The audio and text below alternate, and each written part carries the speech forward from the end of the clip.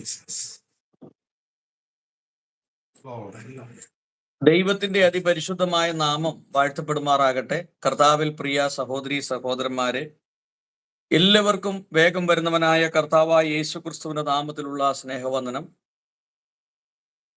ഇന്ന് നമ്മളോടൊപ്പം കടന്നു വന്നിട്ടുള്ളത് പാസ്റ്റർ ഷാജി ജോസഫാണ്.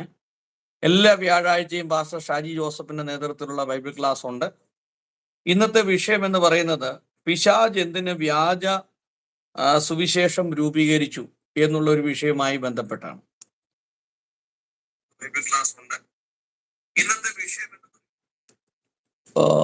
ഇന്നത്തെ മീറ്റിംഗിലേക്ക് പാസ്റ്റർ ഷാജി ജോസഫിനെ ഹാർദവമായിട്ട് സ്വാഗതം ചെയ്യുന്നു.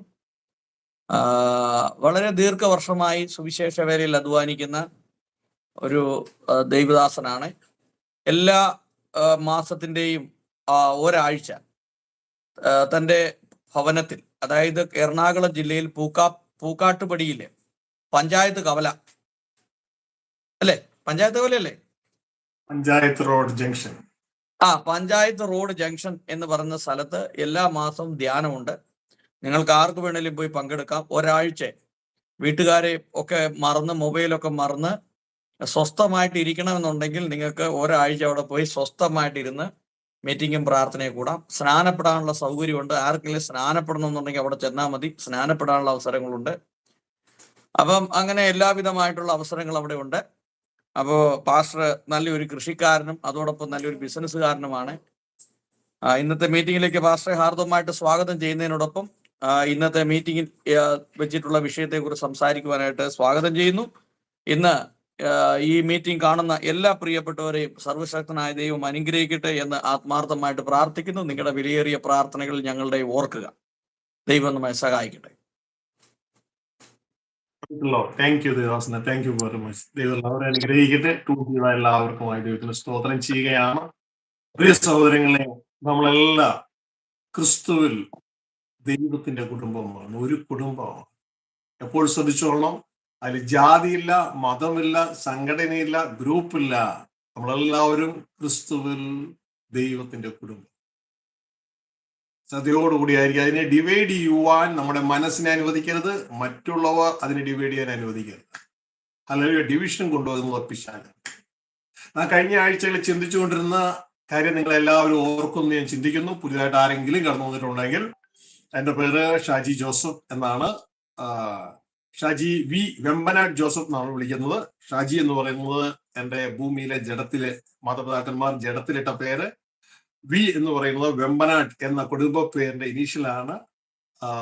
ജോസഫ് എന്ന് പറയുന്നത് എൻ്റെ ഭൂമിയിലെ ജഡത്തിലുള്ള പിതാവിന്റെ പേരാണ്. അതെല്ലാം ഭൂമിയിലുള്ള ക്രമീകരണങ്ങളാണ്. എന്നാൽ കർത്താവിന്റെ വലിയ കാരുണ്യാൽ ആത്മാവ് ജനിപ്പാൻ സ്വർഗത്തിലെ സഹായിച്ചു. ആത്മലോകത്ത് സ്വർഗത്തിലെ സ്വർഗീയ പിതാവ് ജീവന്റെ പുസ്തകത്തിൽ എഴുതിയ മറ്റൊരു പേര് കൂടി എനിക്കുണ്ട്, നിങ്ങളെപ്പോലെയൊക്കെ തന്നെ. പക്ഷേ പലപ്പോഴും നമ്മളത് തിരിച്ചറിയുന്നില്ലെന്ന് മാത്രമേ ഉള്ളൂ. ഇനി മറ്റൊരു കാര്യം ഓർപ്പിക്കട്ടെ. പ്രിയ കർത്തദാസൻ പറഞ്ഞതുപോലെ എറണാകുളം ഡിസ്ട്രിക്ട്, കേരളത്തിലെ എറണാകുളം ഡിസ്ട്രിക്റ്റിൽ പൂക്കാട്ടുപടിക്കടുത്ത് പഞ്ചായത്ത് റോഡ് ജംഗ്ഷൻ എന്ന് പറയുന്ന സ്ഥലത്ത് കഴിഞ്ഞ 22 വർഷമായി സ്വർഗത്തിലെ ദൈവം ക്രിസ്തുവിന്റെ അവയവങ്ങളായ ഞങ്ങളിലൂടെ ഒരു ധ്യാന കേന്ദ്രം കൊണ്ടുപോകുന്നു. ജീവിതത്തിൽ പരാജയപ്പെട്ടവർക്കും, രോഗികളായിരിക്കുന്നവർക്കും, അല്ലാത്തവർക്കും, ദൈവദാസന്മാർക്കും, ബൈബിൾ കോളേജ് സ്റ്റുഡൻസിനും, ജീവിതത്തിന്റെ ഏത് നിലയിൽപ്പെട്ട വ്യക്തികൾക്കും അവിടെ കടന്നു വന്ന ഒരാഴ്ച, എല്ലാ മാസത്തിന്റെ ആദ്യ തിങ്കളാഴ്ച ആരംഭിച്ച് ഇനിയിപ്പോ ഈ ഏപ്രിൽ 7-ാം തീയതി തുടങ്ങും തിങ്കളാഴ്ച രാവിലെ ഒരാഴ്ച അവിടെ താമസിച്ച് അവിടെ തന്നെ ഭക്ഷണവും പാർപ്പിടവും ഒക്കെ വളരെ നിസ്സാരമായ ഒരു തുകയ്ക്ക് 500 റുപ്പീസാണ്. എന്നാൽ അതില്ല എന്നുള്ളവർക്ക് സൗജന്യം.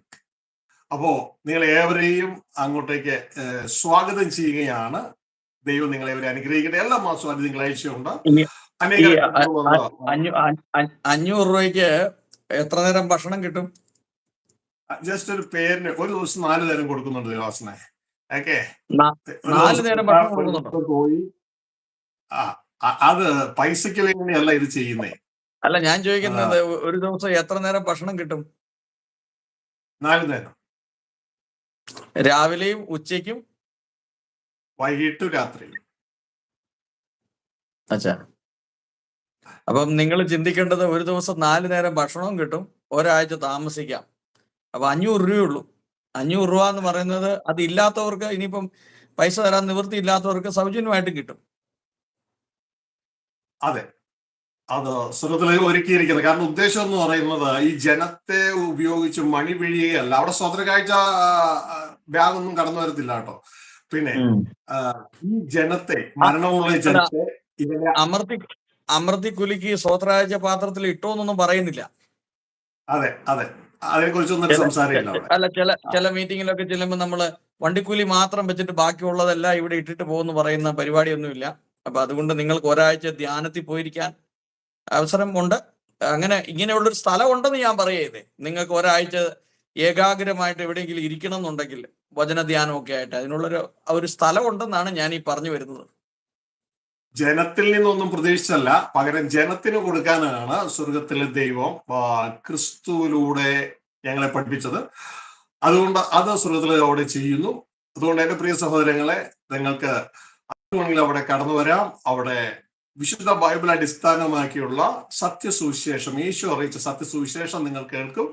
തുടർന്ന് ഞങ്ങളുടെ പിന്നാലെയല്ല, ആ യേശു ക്രിസ്തുവിന്റെ പിന്നാലെ, യേശുവെ അനുഗമിച്ച് നിങ്ങൾ ആ ക്രിസ്തുവിന്റെ പൂർണ്ണതയിലേക്ക് കടന്നു വന്ന് സ്വർഗീയ പിതാവിന്റെ, യേശു ക്രിസ്തു പറഞ്ഞ വഴി സത്യം ജീവൻ ഞാനാവുന്നു, എന്നിലൂടെ അല്ലാതെ പിതാവിനെത്തുന്നില്ല, ആ ഒരു ക്രിസ്ത്യ ജീവിതത്തിന്റെ ലക്ഷ്യമായ പിതാവിങ്കൽ എത്തുവാൻ നിങ്ങളെ സഹായിക്കുകയാണ് ചെയ്യുന്നത്. അതുകൊണ്ട് എവരെയും സ്വാഗതം ചെയ്യുന്നു. മാത്രമല്ല, മനുഷ്യ ജീവിതത്തിലെ പെയിനുകളായ പല വിഷയങ്ങൾ, പലരും ഭൂതഗ്രസ്തരായിരിക്കും, സ്വർഗത്തിൽ അവർക്ക് സൗഖ്യം കൊടുക്കുന്നു. അങ്ങനെ ഭൂതങ്ങളിൽ നിന്ന് അവിടുന്ന് വിടുതൽ പ്രാപിക്കുമ്പോൾ തന്നെ അവരുടെ പല ശരീരത്തിലെ രോഗങ്ങൾ സൗഖ്യം പ്രാപിക്കുന്നു. അത് ഞങ്ങൾ ആരും ഇവിടെ ഡോക്ടേഴ്സ് ആയിട്ടൊന്നുമില്ല, എന്നാൽ ഡോക്ടറുടെയൊക്കെ ഡോക്ടറായ ക്രിസ്തു അവിടെയുണ്ട്. അപ്പോൾ പ്രിയ സഹോദരങ്ങളെ, കുടുംബ സമാധാനം ഇല്ലാത്ത കുടുംബ സമാധാനം ദൈവം കൊടുക്കുന്നു. പല രീതിയിൽ സ്വർഗത്തിലെ ദൈവം തന്നെ ശുശ്രൂഷ അവിടെ ചെയ്യുകയാണ്. നിങ്ങളെ ഏവരെയും അതിലേക്ക് സ്വാഗതം ചെയ്യുകയാണ്. മാത്രമല്ല, നിങ്ങളുമായിട്ട് ബന്ധപ്പെട്ട ആർക്കെങ്കിലും ഏതെങ്കിലും ഒരു കുടുംബ വിഷയം, കുടുംബ സമാധാനമില്ലായ്മ വിഷയങ്ങളൊക്കെ, കുടുംബജീവിതത്തിനെ കുറിച്ചുള്ള ക്ലാസ് അവിടെ ഉണ്ട്. ഫൈനാൻസ് എങ്ങനെ കൈകാര്യം ചെയ്യണം എന്നുള്ള ക്ലാസ് ഉണ്ട്. അതൊക്കെ ദൈവത്തിന്റെ വചനം പറയുന്നു, പരിപാലനം ഇല്ലാത്തടത്ത് ജനം നശിച്ചു പോകുന്നു. അപ്പോ പരിപാലനം വെച്ചാൽ റൈറ്റ് മാനേജ്മെന്റ് ആണ്. അപ്പോ റൈറ്റ് ആയിട്ട് കുടുംബത്തെ എങ്ങനെ മാനേജ് ചെയ്യാൻ അറിയില്ല, കുടുംബം നശിക്കും. അപ്പോൾ തന്നെ ഫൈനാൻസ് എങ്ങനെ മാനേജ് ചെയ്യാൻ അറിയത്തില്ല, അവരുടെ ഫൈനാൻസ് ജീവിതം നശിക്കുന്നതോടുകൂടെ കുടുംബം നശിക്കാൻ തുടങ്ങും. അങ്ങനെ കുടുംബം നശിച്ച എല്ലാ മേഖലയും, ഈവൻ ദേവദാസന്മാരുടെ കുടുംബം നശിക്കുന്നതോടെ എല്ലാ മേഖലയും അസ്ഥിരമായി തീർന്ന ഒരു കാഴ്ച നമുക്ക് കാണുവാനായിട്ട് കഴിയുന്നു. അപ്പൊ ഇതിനൊക്കെ നിങ്ങൾക്ക് റൈറ്റ് മാനേജ് എങ്ങനെ ചെയ്യണമെന്ന് സഹായിക്കും ക്രമീകരണമാണ്. അതുകൊണ്ട് എവരെയും അങ്ങോട്ടേക്ക് ക്ഷണിക്കുകയാണ്. ഇനി ഏപ്രിൽ മാസമാണ്, സൗകര്യം സ്കൂളൊക്കെ അടച്ച സമയമാണ്. ഇനി ഇത് മിസ്സായി പോയാൽ നിങ്ങൾക്ക് മെയ് മാസം ഫസ്റ്റ് മൺഡേ നിങ്ങൾക്ക് കടന്നു വരാം. അങ്ങനെ എല്ലാ മാസവും ഉണ്ട്. അപ്പോൾ കടന്നു വന്നാട്ടെ. ആശുപത്രിയിലേക്ക് കൊണ്ട് അനേക പൈസകൾ കൊടുത്തിട്ട് ഒന്നും നടക്കാതിരിക്കുന്ന പല വിഷയങ്ങൾ സ്വർഗത്തിലെ ദൈവം കൈകാര്യം ചെയ്യാനായിട്ട് ഇടയായി. വീണ്ടും ഓർപ്പിക്കട്ടെ, ഞാനൊരു ഡോക്ടറോ ഞങ്ങൾ ആരോടെ ഡോക്ടറോ ഒന്നുമല്ല.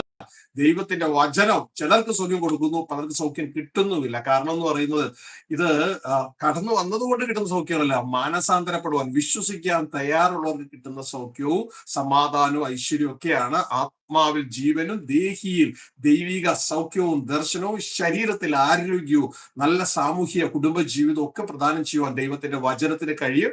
അതുകൊണ്ട് നിങ്ങൾ ഏവരെയും അങ്ങോട്ടേക്ക് സ്വാഗതം ചെയ്യുകയാണ്. ഇനി നമ്മുടെ ക്ലാസ്സിലേക്ക് നമ്മൾ കടക്കട്ടെ. നമ്മൾ കഴിഞ്ഞ ആഴ്ച പഠിച്ചത്, ഈ മാസം എപ്പോഴാ മീറ്റിംഗ്? 7-ാം തീയതി തുടങ്ങും ദിവസം. 7-ാം തീയതി, അടുത്ത ആഴ്ച 2 ദിവസം കഴിഞ്ഞാൽ തുടങ്ങും. ഓക്കെ. അപ്പോ പ്രിയ സഹോദരങ്ങളെ, എല്ലാ മാസവും 7-ാം തീയതിയാണോ? എല്ലാ മാസം ആദ്യ തിങ്കളാഴ്ച, first Monday to Saturday, first Monday ആരംഭിച്ച് സൺഡേ തിരുവത്താഴ് ശുശ്രൂഷ കഴിഞ്ഞാണ് അവസാനിക്കുന്നത്.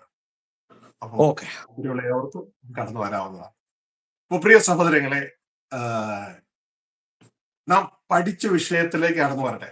വളരെ പ്രാധാന്യമുള്ള ഒരു വിഷയമാണ് നിങ്ങൾ മനസ്സിലാക്കിക്കൊണ്ടിരിക്കുന്നത്. എന്റെ ജീവിതത്തിൽ ഞാൻ നിങ്ങളോട് പറയുന്നത്, ഇത് നിങ്ങളൊരു ബൈബിൾ ക്ലാസ് കേൾക്കുകയല്ല, പകരം നമ്മളുടെ ജീവിതം എന്താണെന്നും എന്തിനാണെന്നും എങ്ങനെ ഇവിടെ ജീവിക്കണമെന്നും എന്തുകൊണ്ടാണ് നാം വയസ്സായി പോകുന്നതെന്നും എന്തുകൊണ്ടാണ് മരിച്ചു പോകുന്നതെന്നും മരിച്ചു കഴിഞ്ഞാൽ ആർക്കാ റിപ്പോർട്ട് ചെയ്യേണ്ടതെന്നും തുടർന്നുള്ള ജീവിതം എങ്ങനെയെന്നും ഒക്കെ പഠിക്കുക. അപ്പൊ ഇതിന്റെ കാരണം നമുക്കറിയില്ല. എന്തുകൊണ്ട് ഞാൻ ജനിച്ചു, എന്നെ ജനിപ്പിച്ചതിന്റെ ഉദ്ദേശം എന്താണ്, ഇതൊന്നും നമുക്ക് അറിയില്ല. അപ്പൊ ഇതൊന്നും മനസ്സിലാക്കി പ്രവർത്തിക്കുകയാണ്. പക്ഷെ ഇവിടുത്തെ ഒരു വിഷയം എന്ന് പറഞ്ഞാൽ ഇന്ന് സുവിശേഷമാണ് ഏറ്റവും ശ്രേഷ്ഠമായ കാര്യം. നമ്മളുടെ ഉടയവനായ ദൈവത്തിന്റെ അടുക്കൽ നമ്മളെ എത്തിക്കുവാൻ സുവിശേഷമാണ് ഏറ്റവും ശ്രേഷ്ഠമായത്. എന്നാൽ ആ സുവിശേഷത്തിന് പകരം ഒരു വ്യാജ സുവിശേഷം ഇട്ടു വന്നിരിക്കുന്നു. ഇതാണ് ജനം തിരിച്ചറിയണം. ജനം ഇത് തിരിച്ചറിയുന്നില്ല, വ്യാജ സുവിശേഷം. അപ്പൊ വ്യാജ സുവിശേഷത്തിന് ഉപജ്ഞാതാവ് ആരെന്ന് കഴിഞ്ഞ സന്ദേശം നമ്മൾ ചിന്തിച്ചു. പിശാചെന്ന് നമുക്ക് മനസ്സിലായി. ഇന്ന് നാം മനസ്സിലാക്കാൻ പോകുന്നത് എന്തുകൊണ്ടാണ് വ്യാജ സുവിശേഷം പിശാച് ഇൻവെന്റ് ചെയ്തു. അവൻ ഇത് എന്തിനാണ് ഇതിനെ കൊണ്ടുവന്നത്, ഇതാണ് നാം മനസ്സിലാക്കുന്നത്. അപ്പൊ തന്നെ കഴിഞ്ഞ സന്ദേശം നാം മനസ്സിലാക്കിയ ചില കാര്യങ്ങളോട് നിങ്ങൾ ഓർക്കുന്നുണ്ടോ? അധിക ജനത്തിനും വ്യാജ സുവിശേഷമാണ് ഇഷ്ടം. അധികം ദൈവദാസന്മാർക്കും വ്യാജ സുവിശേഷമാണ് ഇഷ്ടം.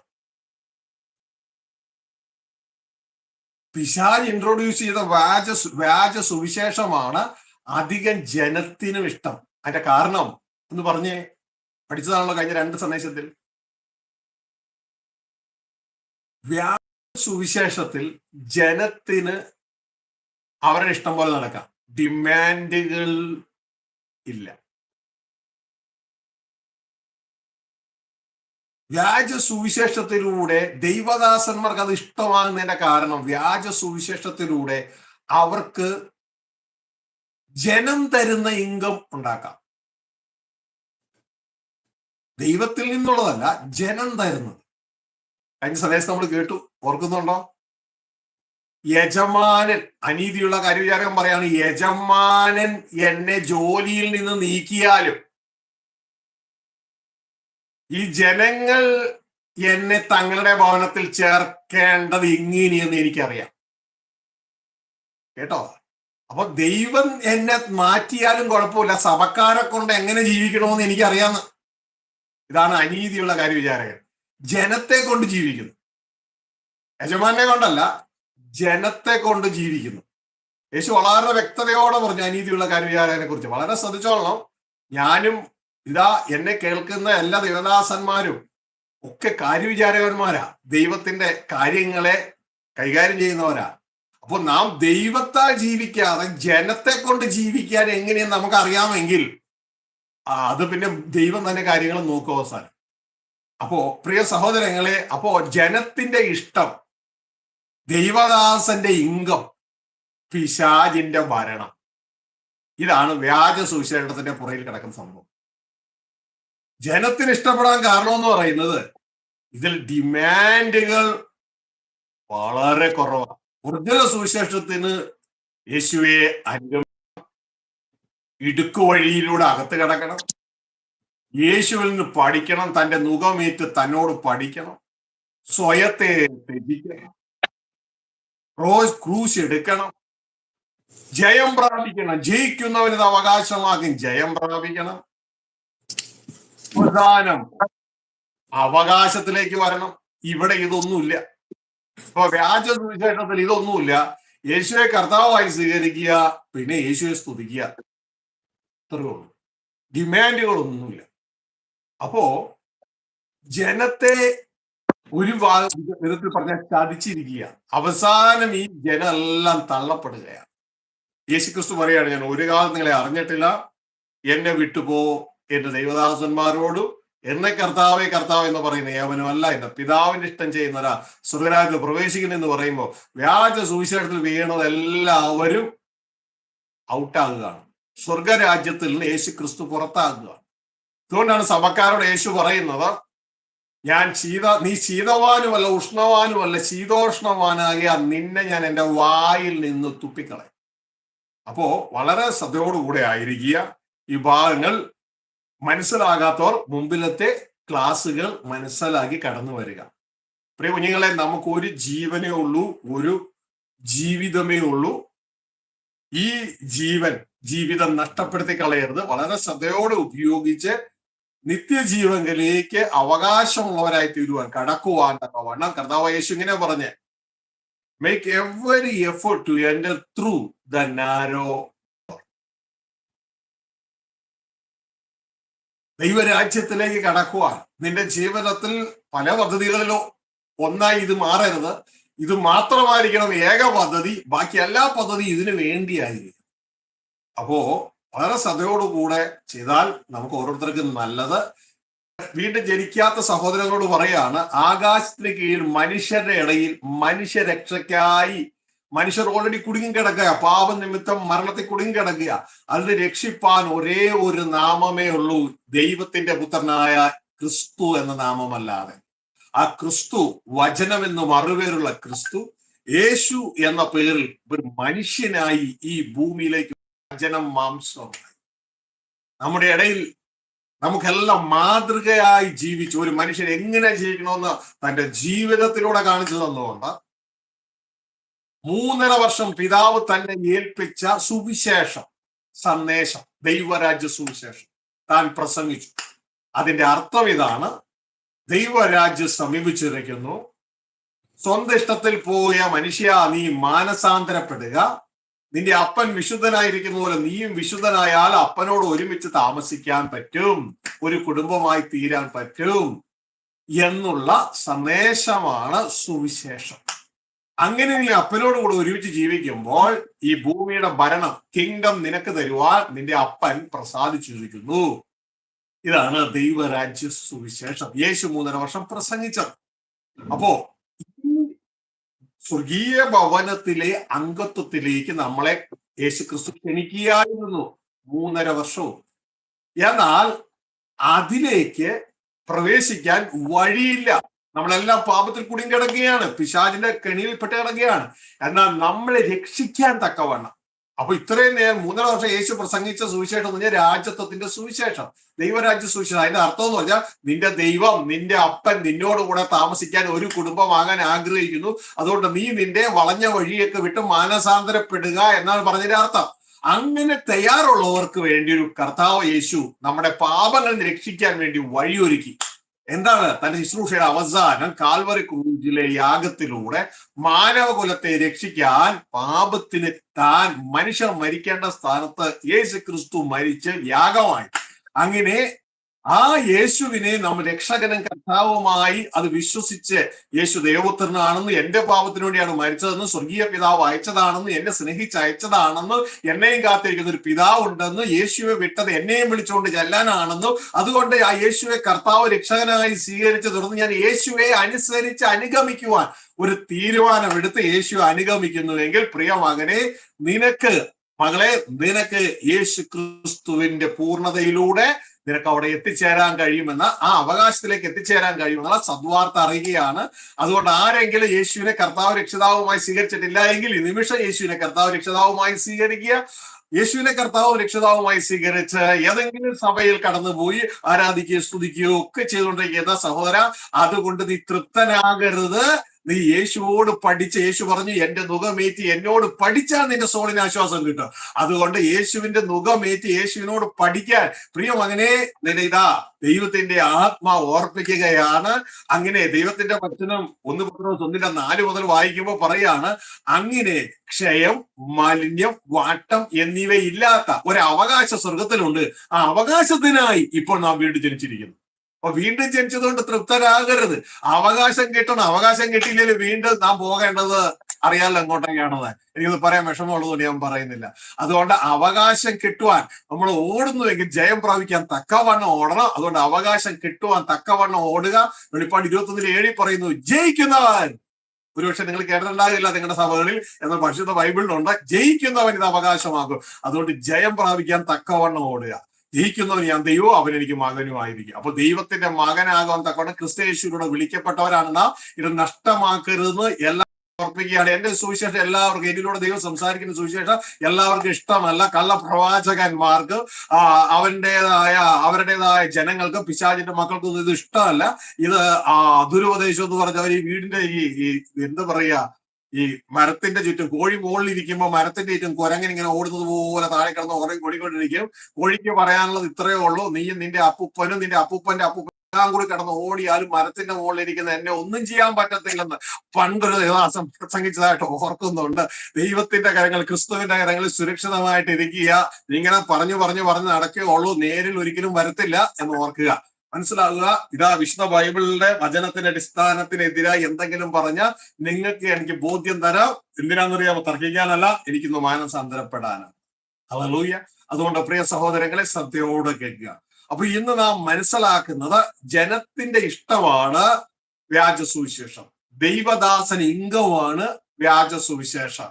എന്നാൽ അവസാനം അത് പിടിക്കപ്പെടാനായിട്ട് ഇടയാകും. ദൈവദാസന്മാർ ജനത്തിൽ നിന്നല്ല ആഗ്രഹിക്കേണ്ടത്, ദൈവത്തിൽ നിന്നാണ് ആഗ്രഹിക്കേണ്ടത്. നമ്മുടെ ദൈവത്തിന്റെ ഒരു പ്രത്യേകതയുണ്ട്. നമ്മൾ ഇച്ഛിക്കുന്നതിന് മുമ്പേ നമ്മളുടെ കാര്യങ്ങൾ നമുക്ക് എത്തിച്ചു തരുന്ന ഒരു അപ്പനെയാണ് യേശുക്രിസ്തു കാണിച്ചു തന്നത്. നിങ്ങൾക്ക് ഇതൊക്കെ ആവശ്യമുണ്ട്, നിങ്ങളുടെ പിതാവിനെ അറിയാം, മുമ്പേ ദൈവരാജ്യം അന്വേഷിക്കുക. അതിന്റെ അർത്ഥം ദൈവത്തോടുകൂടി ജീവിക്കുന്നതിനെ കുറിച്ച് ചിന്തിക്കുക, അത് അന്വേഷിക്കുക.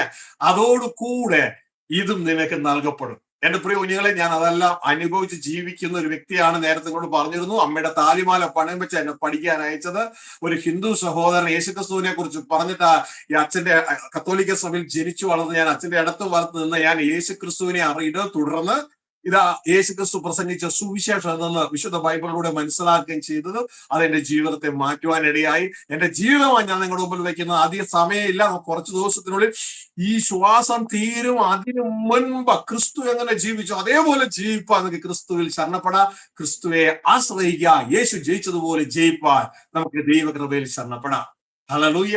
അപ്പൊ ഇന്ന് നാം മനസ്സിലാക്കാൻ പോകുന്നത് എന്തുകൊണ്ടാണ് പിശാച് വ്യാജ സുവിശേഷം രൂപീകരിച്ചത്, അവനത് ഇൻവെന്റ് ചെയ്ത് സഭയ്ക്ക് തന്നിരിക്കുന്നത്. മറ്റൊന്നുമല്ല, ഒറിജിനൽ സുവിശേഷത്തെ റീപ്ലേസ് ചെയ്യാൻ ഇതിനേക്കാൾ നല്ല മാർഗം വേറൊന്നുമില്ല. The best way to replace the genuine gospel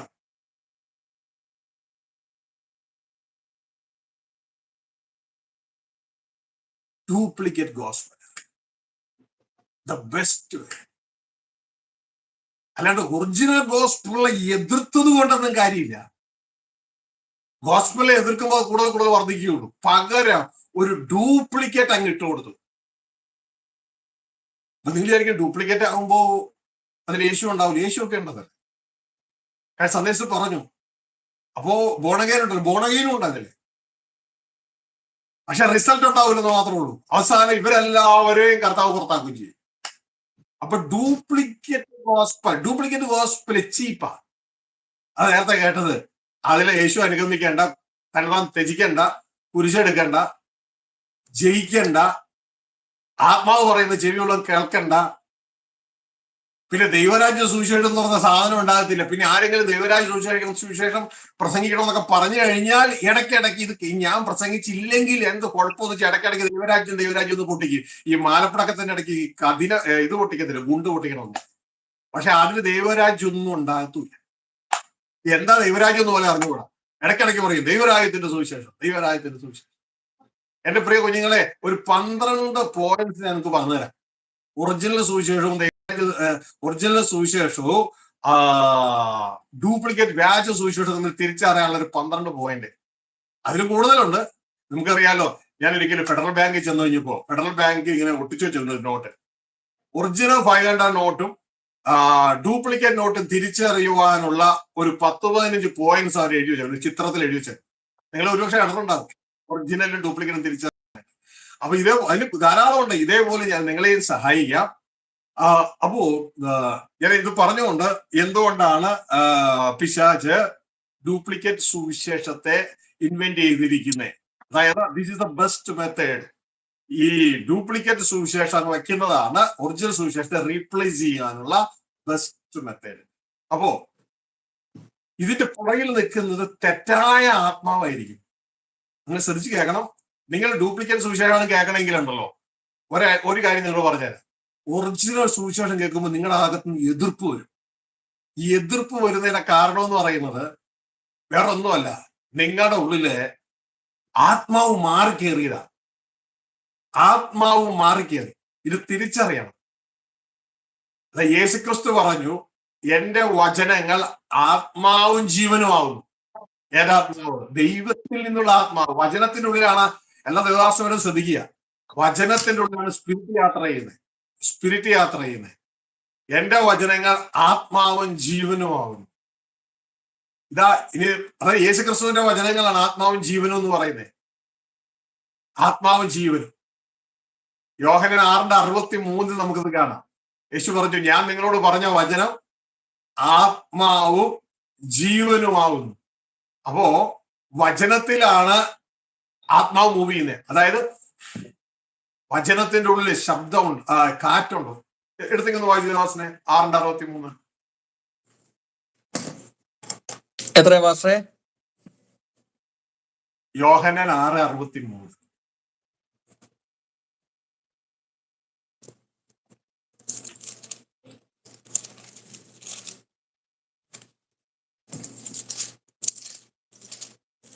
Thank you. ജീവിപ്പിക്കുന്നത് ആത്മാവാകുന്നു, മാംസം ഒന്നിനും ഉപകരിക്കുന്നില്ല. ഞാൻ നിങ്ങളോട് സംസാരിച്ച വചനങ്ങൾ ആത്മാവും ജീവനും ആകുന്നു. എങ്കിലും മനസ്സിലാവുന്നുണ്ടോ? മതി. ഇവിടെ പറയാണ്, the words that I speak unto you, words that I speak unto you, they are spirit. ശ്രദ്ധിക്കുക, ദൈവമക്കൾ ശ്രദ്ധിക്കുക. Words are spirit. Words are spirit. എല്ലാ വേർഡുകളും സ്പിരിറ്റ് ഇല്ല. ചിലത് പൊട്ടച്ചൊല്ലെന്ന് പറഞ്ഞ വേർഡുണ്ട്, പൊട്ടച്ചൊല്ല്. അതിൻ്റെ ഉള്ളിൽ സ്പിരിറ്റ് ഇല്ല. They are spirit and they are life. ദൈവമക്കൾ ശ്രദ്ധിക്കുക. They are spirit and they are life. അപ്പോ വേർഡിന്റെ വാക്കുകളുടെ ഉള്ളില് ആത്മാവ് യാത്ര ചെയ്യുന്നുണ്ട്. ഈ ആത്മാവാണ് ജീവൻ തരുന്നത്. ആത്മാവാ ജീവൻ തരുന്നത്. ഒരു ഒറിജിനൽ ദൈവദാസൻ സംസാരിച്ചു കഴിഞ്ഞാൽ ആ വരുന്ന വാക്കുകൾ ക്രിസ്തുവാണ് ആ വ്യക്തിയോട് സംസാരിക്കുന്നത്. ഈ വചനങ്ങൾ ചെന്നിട്ട് ആ വ്യക്തിയുടെ ഹൃദയത്തിലേക്ക് വന്നത് കൊള്ളുമ്പോണ്ടല്ലോ, ആ വ്യക്തിയുടെ ഉള്ളം കത്താൻ തുടങ്ങും.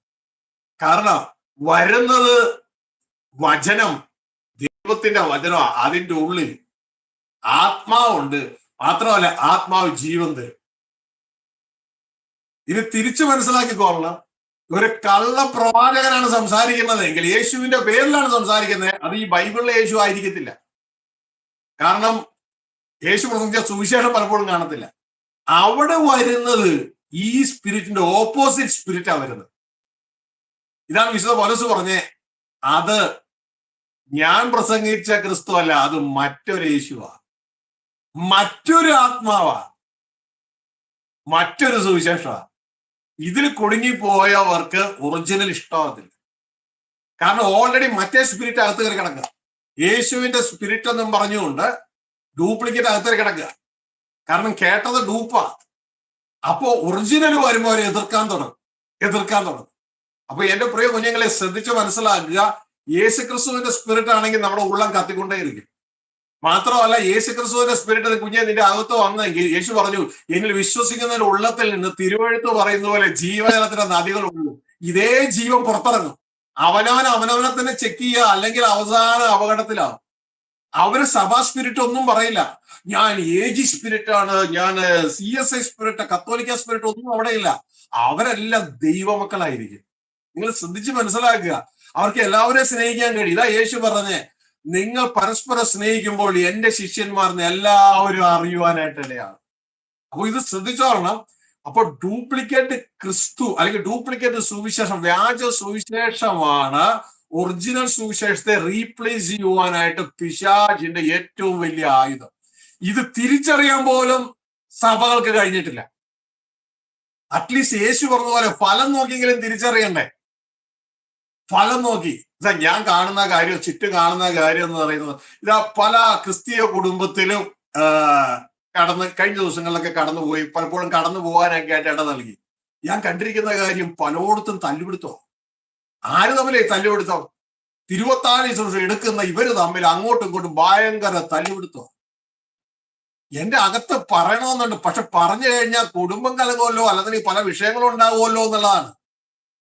ശ്രദ്ധിച്ചേ, ഇവര് തമ്മിൽ കലഹങ്ങളാണ്. അസൂയ പോയിട്ടില്ല. ഒരാൾക്ക് ഒരു നന്മ കിട്ടിയാൽ മറ്റേ ആൾക്ക് അസൂയ. അപ്പോ ഇയാൾ അയാളുടെ കുഞ്ഞിനെ കുറിച്ച് പറഞ്ഞു, ഇയാൾ മറ്റേ ആളുടെ ഭർത്താവിനെ കുറിച്ച് പറഞ്ഞു. അങ്ങോട്ടോ ഇങ്ങോട്ടോ ഒക്കെ വിഷയങ്ങൾ, പ്രശ്നങ്ങൾ. വഴക്ക് തീർന്നിട്ട് സമയമില്ല.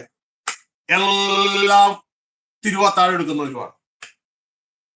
എന്റെ പ്രിയ കുഞ്ഞുങ്ങളെ, യേശുക്രിസ്തുവിന്റെ മക്കൾ ഇങ്ങനെയൊന്നും അല്ല കേട്ടോ. 1 യോഹന്നാൻ 3:9 പറയുന്നു, ദൈവത്തിന് ശേഷം പാപം ചെയ്യുന്നില്ല. കാരണം പാപം ചെയ്യാൻ അവന് കഴിവില്ല. കാരണം ദൈവത്തിന്റെ വിത്തിൽ അവന്റെ ഉള്ളിൽ കിടക്കുന്നു. അതിൽ നിന്ന് അവന്റെ ആരംഭം. എന്റെ പ്രിയ കുഞ്ഞുങ്ങളെ, ചെക്ക് യുവർ സ്പിരിറ്റ്. നിങ്ങൾ ഏത് ആത്മാവിന് കീഴ്പ്പെട്ടിരിക്കുന്നു ഒന്ന് അവനവനെ തന്നെ ഒന്ന് പരിശോധിക്കേ. ഹല്ലേലൂയ. അപ്പോ ഏത് ആത്മാവാണ് അതനുസരിച്ച് പുറമെ എന്തെങ്കിലുമൊക്കെ പറയുമെങ്കിലും ഉണ്ടല്ലോ, അകമേ ഫലം വരും. ഞാന് ശ്രദ്ധിച്ചു തരാം. നിങ്ങളത് ക്രിട്ടിസൈസ് എടുക്കരുത്. പണ്ടൊരു പോലീസുകാരനാണോ ആരോ ഒരു കഥ പറഞ്ഞ് ഞാൻ ഓർക്കുന്നു. ശരിക്ക് ഒന്ന് അറിയണമെങ്കിൽ കുത്തന്റെ അടുത്ത് കുത്തിയാൽ മതി. ഏതോ ഒരു തമാശ രൂപത്തിലാണ് പറഞ്ഞത്. ആരാ പറഞ്ഞത് ഞാൻ ഓർക്കുന്നില്ല, കുഞ്ഞുനാളിലെ കേട്ടതാ. അത് ഇപ്പോഴും എന്റെ മനസ്സിൽ ഓർക്കുന്നു. ഏതോ ഒരു ലേഡി ട്രാഫിക് പോലീസുകാരൻ ഏതോ ഒരു രാഷ്ട്രീയ പാർട്ടിയുടെ ജാഥ പോയി. അപ്പൊ കുറെ നേരം ഇങ്ങനെ നിൽക്കേണ്ടി വന്നു. കൈ ഇങ്ങനെ സ്റ്റോപ്പ് കാണിച്ചങ്ങനെ നിൽക്കേണ്ടി. അത് കഴിഞ്ഞിട്ട് ആ സഹോദരിയുടെ കൈ താഴത്തില്ല. പലരും നോക്കി, കൈ താഴത്തില്ല. ഇങ്ങനെ കൈ താഴാതെ ഇരിക്കുന്ന സമയത്ത് ഒരു വ്യക്തി കടന്നു വന്നിട്ട് പെട്ടെന്ന് ചെയ്തതെന്ന് വെച്ചിട്ടുണ്ടെങ്കിൽ അവരുടെ ചെയ്യാൻ പാടില്ലാത്ത ഒരു കാര്യം പെട്ടെന്ന് അവരുടെ മേലേക്ക് ചെയ്തു. ഒരു സ്ത്രീയെ പബ്ലിക്കായിട്ട് ചെയ്യാൻ പാടില്ലാത്ത കാര്യം പെട്ടെന്ന് അവരുടെ ശരീരത്തിൽ ഒന്ന് ചെയ്തതോടെ പെട്ടെന്ന് അവരുടെ കൈ റെഡിയായി. ശരിക്കും പറഞ്ഞാൽ അത് കാണിക്കുന്ന വെച്ചിട്ടുണ്ടെങ്കിൽ കുത്തന്റെ അടുത്ത് കുത്തിയാൽ അകത്തുന്ന ആൾ യഥാർത്ഥത്തിൽ ആരാണെന്നുള്ളത് വെളിപ്പെടും എന്ന് പറയാനാണ് അദ്ദേഹം അത് ഉദ്ദേശിച്ചത്. അപ്പൊ പ്രിയ സഹോദരങ്ങളെ, പലപ്പോഴും നമ്മുടെ ഹൃദയത്തെ കുത്തുമ്പോഴാണ് നമ്മൾ വെളിപ്പെടുന്നത്. അതുവരെയും praise the Lord brother, praise the Lord sister, പിന്നെ എന്തൊക്കെയുണ്ട് വിശേഷങ്ങളെന്നൊക്കെ നമുക്ക് പുറമേയുള്ള ഈ വസ്ത്രം ധരിച്ചിരിക്കുന്നത് പോലെ നമ്മുടെ സോളിന്റെ പുറത്ത് ആലങ്കാരിക വേടുകൾ ഫിറ്റ് ചെയ്ത് നമ്മൾ പ്രത്യക്ഷപ്പെടും. എന്നാൽ നമ്മൾ അതായിരിക്കണമെന്നില്ല എന്നുള്ള കാര്യം മനസ്സിലാക്കുക. അപ്പോ ഇനി നിങ്ങളോട് പറയാൻ പോകുന്ന ഒരു കാര്യം എന്ന് പറയുന്നത്, നിങ്ങൾ ശ്രദ്ധിച്ചോളണം. ഈ നമ്മളുടെ വേടിലാണ് സ്പിരിറ്റ് യാത്ര ചെയ്യുന്നത്. ഈ മന്ത്രവാദികൾ ശ്രദ്ധിച്ചു കഴിഞ്ഞാൽ, ഈ മന്ത്രവാദികൾ എന്താ ചെയ്യണേ? മന്ത്രവാദികൾ ഒരു കാര്യം ചെയ്തിട്ട് അത് ചില വേടുകൾ അതിനോട് പറയും. വേടുകൾ അതിനോട് പറഞ്ഞിട്ട് അതിലേക്ക് എന്ത് ചെയ്യും? ശ്രദ്ധിച്ചേ, ഊതും. അതിലേക്ക് ഊതിയിട്ട് എന്നാ ചെയ്യുക? സ്പിരിറ്റ് അതിൻ്റെ ഉള്ളിൽ നിക്ഷേപിക്കും, അല്ലെ? സ്പിരിറ്റ് അതിൻ്റെ ഉള്ളിൽ നിക്ഷേപിക്കും. എന്നിട്ട് അതിനെ കൊണ്ടുവന്നിട്ട് കൂടോത്രൂന്നും ഇതൊക്കെ പറഞ്ഞ് ചിലരുടെ വീട്ടിൽ കൊണ്ടുവയ്ക്കാൻ, ചിലരുടെ കഴുത്തെ കെട്ടിയിടും, ചിലരുടെ കയ്യെ കെട്ടിയിടും ഒക്കെ ചെയ്യുന്നില്ലേ? നിങ്ങൾ ശ്രദ്ധിക്കട്ടെ. എന്തിനെന്ന് പറയണേ? സ്പിരിറ്റിനെ ശ്രദ്ധിച്ചോളണം. ഹല്ലേലൂയ. വെളിപ്പാട് പുസ്തകത്തിലേക്ക് നമുക്ക് ചെല്ലുമ്പോൾ അറിയാം, കള്ള പ്രവാചകന്റെ വായിൽ നിന്ന് തവളകളെ പോലെ ആത്മാക്കൾ ഇറങ്ങുക. വായിൽ നിന്നാണ് ആത്മാക്കൾ ഇറങ്ങുന്നത്. അപ്പൊ ശ്രദ്ധിച്ചോളണം, വായിൽ നിന്ന് ആത്മാക്കൾ ഇറങ്ങുന്നു. ഇനി ശ്രദ്ധിക്കുക, എന്തിനാണ് ആത്മാക്കൾ ഇറങ്ങുന്നത്? ഒരു വലിയ കൂട്ടം ജനത്തെ തകർത്ത് കളയാനുള്ള ആത്മാക്കളാണ് അവിടെ നിന്ന് ഇറങ്ങുന്നത്. നമുക്ക് വെളിപ്പാട് പുസ്തകം വായിക്കുമ്പോൾ നമുക്കത് കാണുവാനായിട്ട് കഴിയും. ഇനിയും നമ്മൾ കാണാം, യേശു ക്രിസ്തു ശിഷ്യന്മാരുടെ മേൽ ഊതി. യോഹന്നാന്റെ സുവിശേഷം 20-ാം അധ്യായം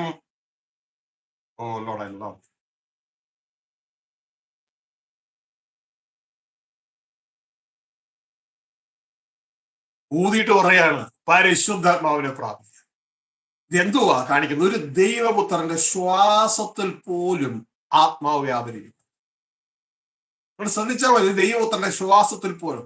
യേശു പിന്നെയും അവരോട്, നിങ്ങൾക്ക് സമാധാനം, പിതാവ് എന്നെ അയച്ചതുപോലെ ഞാൻ നിങ്ങളെ അയക്കുന്നു. ഇങ്ങനെ പറഞ്ഞ ശേഷം അവരുടെ മേൽ ഊതി അവരോട് പരിശുദ്ധാത്മാവിനെ കൈക്കൊള്ളുവിനെന്ന്. അപ്പോ ഇത് പറഞ്ഞതിന്റെ ഉദ്ദേശം എന്ന് പറയുന്നത്, നമ്മളുടെ ശ്വാസം, നമ്മുടെ ഉള്ളിൽ നിന്ന് ആത്മാവ് ഉള്ളിലേക്ക് വരുന്നു. ഇതാ കർത്താവ് പറഞ്ഞേ, എന്നെ വിശ്വസിക്കുന്നു അവന്റെ ഉള്ളത്തിൽ നിന്ന് തിരുവഴുത്ത് പറയുന്നത് പോലെ ജീവജലത്തിന്റെ, തിരുവഴുത്താ പറയണേ. എതിർക്കേണ്ടവർക്ക് എതിർക്കാം, പക്ഷെ അതുകൊണ്ടൊന്നും ഒരു കാര്യമില്ല. തിരുവഴുത്താ പറയുന്നത്. തിരുവഴുത്ത് പറയുന്നത് പോലെ ജീവജലത്തിന് നദികൾ ഒഴുകും. എന്നിട്ട് താഴെ എഴുതിയിരിക്കുകയാണ്, തന്നിൽ വിശ്വസിക്കുന്നവർക്ക് ലഭിക്കാനുള്ള ആ പരിശുദ്ധ ആത്മാവിനെ കുറിച്ച് അത്രേ പറഞ്ഞത്. അപ്പോ അകത്തുനിന്നാണ് പുറത്തേക്ക് ഒഴുകുന്നത്. അത് പരിശുദ്ധാത്മാവായാലും ശരി, അശുദ്ധാത്മാവായാലും ശരി, അകത്തുനിന്നാണ് ഇത് പുറത്തേക്ക് ഇറങ്ങുന്നത്. ഹല്ലേലൂയ. അതുകൊണ്ട് എന്റെ പ്രിയ സഹോദരങ്ങളെ ശ്രദ്ധിക്കുക, നാം കേൾക്കുന്ന വാക്കുകളിലാണ് ഈ ആത്മാവ് വരുന്നത്. കള്ളപ്രവാചകനാണെങ്കിൽ വരുന്നത് പരിശുദ്ധാത്മാവ് അല്ല, അശുദ്ധാത്മാവാണ്. കൊള്ളോടല്ല.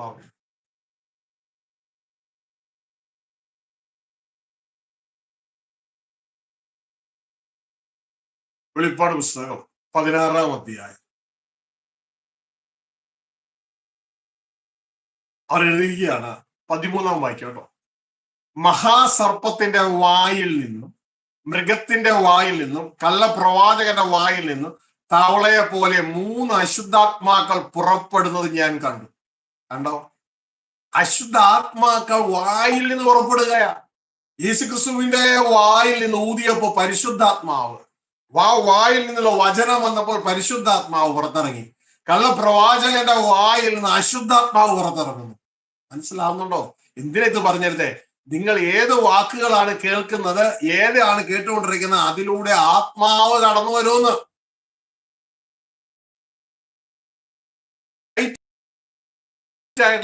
വ്യക്തികളുടെ മുമ്പിൽ മാത്രം ഇരിക്കുക, അല്ല എങ്കിൽ അശുദ്ധമായ, അന്യമായ, ഇതാ പൗലോസ് പറഞ്ഞേ, അത് മറ്റൊരാത്മാവ്. ആത്മാവിന്റെ കീഴിലായിരിക്കും.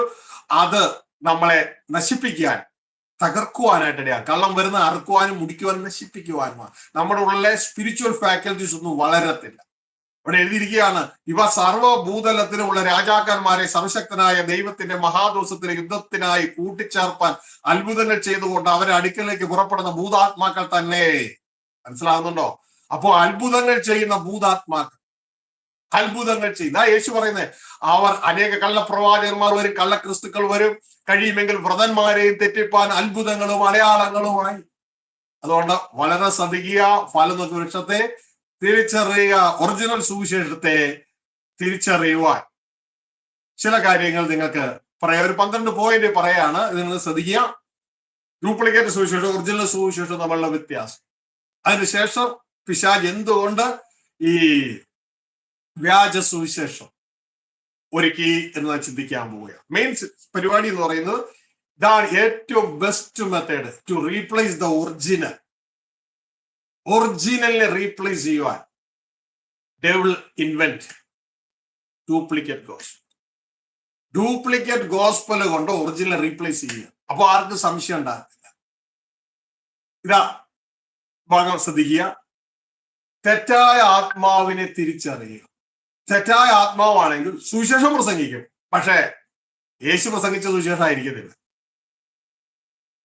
മത്തായി 24-ാം അധ്യായം പറയുന്നത് പോലെയുള്ള സുവിശേഷമായിരിക്കും. 24-ന്റെ 4-5 പറയുന്നത് പോലെ സുവിശേഷമായിരിക്കും.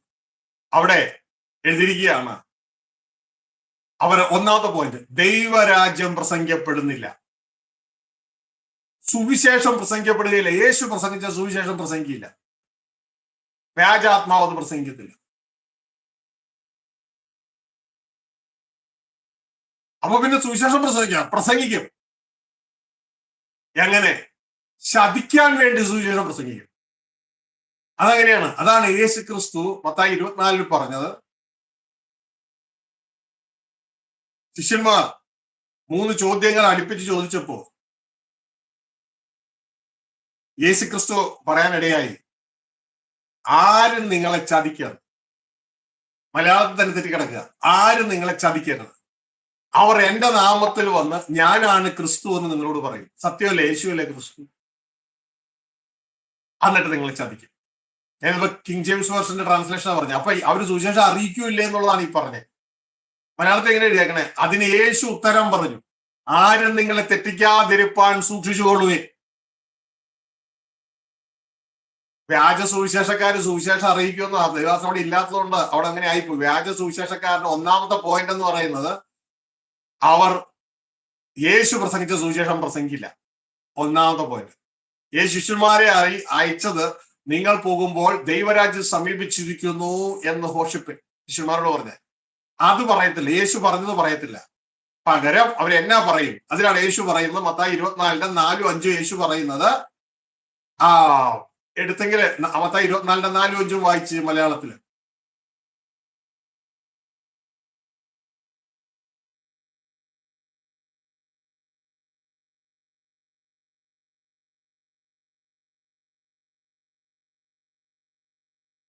കേൾക്കുന്നില്ല.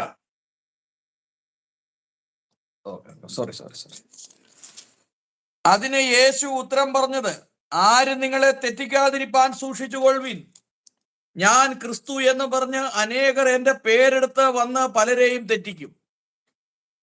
ഈ സുവിശേഷം നിങ്ങൾ കേൾക്കും. ഇത് തെറ്റിക്കാനുള്ളതാ, ചതിക്കാനുള്ള സാധനം ഈ പറഞ്ഞേക്കണേ. ഇത് കേൾക്കും. അവസാനം എന്താണ്? അവര് നിങ്ങളെ ചതിക്കും. അതിൻ്റെ ഒരു കാര്യം, ഈ ഞാൻ ക്രിസ്തുവാണ് എന്ന് പറഞ്ഞ് ആരെങ്കിലും വന്നതായിട്ട് എനിക്ക് അറിവില്ല. ഇത് പറഞ്ഞേക്കണത് ഞാൻ ക്രിസ്തു എന്ന് പറഞ്ഞ് വരുന്നല്ല എഴുതിയേക്കണേ. അവിടെ ഇങ്ങോട്ട് നോക്കിയ ദേവാസനെ, ഞാനിപ്പോ ഇങ്ങനെ KJV വായിക്കും. KJV അങ്ങനെയല്ല. യേശു ക്രിസ്തു പറഞ്ഞ അനേകം എന്റെ നാമത്തിൽ വരുന്ന, അല്ല ഞാൻ ക്രിസ്തു എന്ന് പറഞ്ഞ വരുന്നല്ല. മലയാളം ട്രാൻസ്ലേറ്റ് ചെയ്തിട്ട് പോയി. ഞാൻ KJV വായിക്കാം, ശ്രദ്ധിക്കുക. And Jesus answered and said unto them, ആരോട്? ശിഷ്യന്മാരോട് പറഞ്ഞു, take heed that no man deceive you, ഒരു മനുഷ്യനെ നിങ്ങളെ ചതിക്കരുത്. അപ്പൊ യേശുവിനെ അറിയാം മനുഷ്യൻ ചതിക്കുന്നു. ഇത് ശ്രദ്ധിച്ചോളുക, ദേവദാസൻ സംശയം ക്ലിയർ ആയിക്കോട്ടെ. And many shall come in my name, അനേകർ ഞാനാന്ന് പറഞ്ഞു വരും എന്നല്ല പറഞ്ഞേ, അനേകർ എന്റെ പേരിൽ വരും, എന്റെ നാമത്തിൽ വരും. For many shall come in my name, അനേകർ എന്റെ നാമത്തിൽ വരും. ഇപ്പൊ ഞാനും ദേവദാസനും ഇവിടെ യേശു ക്രിസ്തുവിന്റെ നാമത്തിലാണ് വന്നേക്കണേ. For many shall come in my name. അപ്പൊ നമ്മള് ഇത് അന്വേഷിക്കാൻ പോവാണ്. ശ്രദ്ധിക്കുക, നമ്മൾ ഇത് അന്വേഷിക്കാൻ പോവാണ്. അനേകർ യേശു എന്ന പേരിൽ വന്നോന്ന്. യേശു എന്ന പേരിൽ ആരും വന്നതായിട്ട് ഞാൻ കാണുന്നില്ല.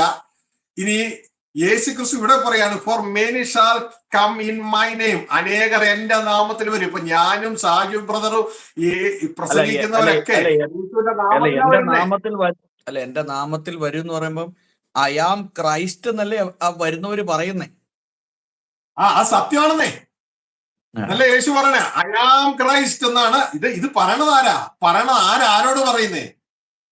അല്ല ഞാൻ ആരോട് പറയുന്നേ? അല്ല, ഐ ആം ദ ക്രൈസ്റ്റ് എന്ന് പറയുമ്പോൾ മുമ്പ് വന്ന ആരാണോ ആ വ്യക്തി ഞാൻ തന്നെയാണ് എന്ന് പറഞ്ഞു. ഈ ദ എന്ന് പറയുന്ന ഡെഫിനറ്റ് ആർട്ടിക്കിൾ അവിടെ ഉപയോഗിച്ചിട്ടുണ്ടല്ലോ. ശ്രദ്ധിച്ചേ, ഇത് ആരോട് പറയുന്നേ? Jesus answered and said to them, ശിഷ്യന്മാരോട് പറയാം. അപ്പോ ശിഷ്യന്മാരോട് പറയാണ്, and Jesus answered said unto disciples, take heed that no man deceive you, ഒരു മനുഷ്യനും നിങ്ങളെ ചതിക്കരുത്. എങ്ങനെ? many shall come in my name, അനേകർ എന്റെ നാമത്തിൽ വരും. ഞാൻ KJV വായിക്കണേ, അനേകർ എന്റെ നാമത്തിൽ വരും. എനിക്ക് മനസ്സിലായി. For many will come in my name, എന്റെ നാമത്തിൽ വന്നിട്ട് പിന്നെ അവിടെ സേയിങ്, അവർ പറയുന്നു ഐ ആം ദ ക്രൈസ്റ്റ്, ഞാനാകുന്നു ആ ക്രിസ്തു എന്ന് പറഞ്ഞ്, ഞാനാകുന്നു ക്രിസ്തു എന്നുള്ളത് പറഞ്ഞ് ദ എന്നുള്ള ഡെഫിനറ്റ് ആർട്ടിക്കിൾ ഉപയോഗിച്ചിട്ടുള്ളത് കൊണ്ട് നമ്മൾ അതിനെ ആയിക്കോട്ടെ പാസ്റ്റർ പറഞ്ഞു. ശ്രദ്ധിച്ചേ, ബ്രദർ പറയുന്ന ഡെഫിനറ്റ് ആർട്ടിക്കിൾ KJV ഇല്ലാട്ടോ. ഓക്കെ, വേറെ ഉണ്ടാകാതിരിക്കാം. KJV ഇല്ല. ഓക്കെ, അവിടെ എവിടെ ഇരിക്കുകയാണ്? And they do have a message saying I am Christ. അവര് പറയും ഞാനാണ് ക്രിസ്തു എന്ന് പറയും. സത്യമാണ് അവര് പറയണേ, യേശു ആണ് ക്രിസ്തു. ഹല്ലേലൂയ. ഞാനാണ് ക്രിസ്തു എന്ന് അവർ പറയും. ആൻഡ് ഷാൽ ഡിസീവ് മെനി, അനേകരെ ചതിക്കും. ഈ ഒരു സംഭവം, അതാണ് യേശുവാണ് ക്രിസ്തു. ഈ ഒരു സംഭവം നമുക്ക് ന്യായവിധിയിലും പറയുന്നത് കേൾക്കാം. യേശു എന്നോട് കർത്താവേ കർത്താവേ എന്ന് പറയുന്ന ഏവരും അല്ല, എന്റെ സ്വർഗസ്ഥ പിതാവിന്റെ ഇഷ്ടം ചെയ്യുന്നവരാണ് സ്വർഗരാജ്യം പ്രവേശിക്കുന്നത്. അപ്പോ യേശുവിനെ കർത്താവ് എന്ന് പറയും, പക്ഷെ എന്ത് ഉണ്ടാവൂല അതില്? യേശു ക്രിസ്തു ഭൂമിയിൽ ചെയ്ത് കാണിച്ച ദൈവ ഇഷ്ടം എന്ന് പറയുന്ന പദ്ധതി അതിൻ്റെ ഉള്ളിൽ ഉണ്ടാകും. നമ്മൾ വളരെ ശ്രദ്ധയോടെ ഇത് മനസ്സിലാക്കണം. ദൈവ ഇഷ്ടം എന്ന പദ്ധതി അതിന്റെ ഉള്ളിൽ കാണുകയില്ല. അപ്പോ എന്നിട്ട് നിങ്ങളെ ചതിക്കും. ഒരിക്കലും ഇതാ യേശു ആണ് ക്രിസ്തു എന്ന് പറഞ്ഞ് ഒരിക്കലും ചതിക്കാൻ പറ്റത്തില്ല. ശരിക്കും പറഞ്ഞത് ഹാഫ് മാത്രമേ പറയുന്നുള്ളൂ. യേശു ക്രിസ്തു വളരെ വ്യക്തതയോടെ പറഞ്ഞു, എന്നെ കർത്താവേ കർത്താവേ എന്ന് പറയുന്ന യവനും അല്ല, എന്റെ പിതാവിന്റെ ഇഷ്ടം ചെയ്യുന്നവരാണ് സ്വർഗരാജ്യത്തിൽ കടക്കുന്നത്. ഇവിടെ എന്തില്ല? പിതാവിന്റെ ഇഷ്ടം എന്ന് പറയുന്ന സംഭവം ഇല്ല. യേശു ആണ് ക്രിസ്തു എന്ന് പറയുന്ന സുവിശേഷം ഇന്ന് ധാരാളം ഉണ്ട് ലോകത്തില്. ഇതാ യേശു ക്രിസ്തു പറഞ്ഞ അനേകർ എന്റെ നാമത്തിൽ വരും. എന്നിട്ട് അവര് പറയും ഞാനാണ് ക്രിസ്തു എന്ന് പറഞ്ഞ് അനേകരെ ചതിക്കും, അനേകരെ തെറ്റിക്കും. അപ്പോ പ്രിയ സഹോദരങ്ങളെ, നാളെ മനസ്സിലാക്കുക, ഇവിടെ എന്തുണ്ടാവില്ല? യേശു ക്രിസ്തു പറഞ്ഞ ദൈവരാജ്യം അല്ലെങ്കിൽ ദൈവ ഇഷ്ടം എന്ന് പറയുന്ന സുവിശേഷം ഉണ്ടാവില്ല. യേശു 3.5 വർഷം പറഞ്ഞ സുവിശേഷം ഉണ്ടാവില്ല. യേശു ക്രിസ്തു കാൽവരി ക്രൂശിൽ ചെയ്ത വഴി മാത്രം പറയും. വഴി, ആ സുവിശേഷത്തിലേക്കുള്ള ഏക വഴിയായ ക്രിസ്തുവിനെ കുറിച്ച് മാത്രം പറയും. എന്നിട്ട് അവിടെ ഒരാരാധനയിൽ അവിടെ കാര്യങ്ങൾ അവസാനിപ്പിക്കും. അങ്ങനെയല്ല, ആരാധിക്കണം നല്ലതാണ്. എന്നാൽ ദൈവത്തിന്റെ വചനം പറയുന്നു, സഭക്കാരോട് പറയാണ്, നിങ്ങൾ ബുദ്ധിഹീനരാകാതെ ദൈവ ഇഷ്ടം ഇന്നതെന്ന് തിരിച്ചറിയണം. ഹല്ലേലൂയ. ബുദ്ധിഹീനരാകരുത്. ഈ സഭയിൽ കയറിയ എല്ലാവരും യേശു ക്രിസ്തുവിനെ കർത്താവായി സ്വീകരിച്ചവരല്ലേ? എഫേസ്യ ലേഖനം 5:17 വായിച്ച ദാസനെ, എഫേസ്യ ലേഖനം 5-ാം അധ്യായം 17-ാം വാക്യം വായിക്കുമ്പോ അവിടെയുള്ള എല്ലാവരും രക്ഷിക്കപ്പെട്ടവരാ. അപ്പൊ രക്ഷിക്കപ്പെട്ടവരോട് പറയുകയാണ്, നിങ്ങൾ ബുദ്ധിഹീനരാകരുത്. യേശു കർത്താവായി സ്വീകരിച്ചവരോട് പറയാണ്, നിങ്ങൾ ബുദ്ധിഹീനരാകരുത്. 5:17.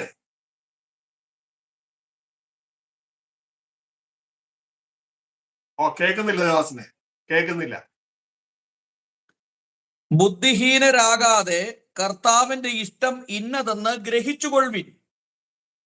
ഇത് ആരോടോ പറയുന്നത് ദാസനെ? ലോകമക്കളോടാണോ? യേശുവിനെ കർത്താവായി സ്വീകരിച്ചവരോടാണോ? ഈ എഫേസ്യ സഭയിലുള്ളവരോടാ പറഞ്ഞത്, യേശുവിനെ രക്ഷകനായി സ്വീകരിച്ചവരോട്.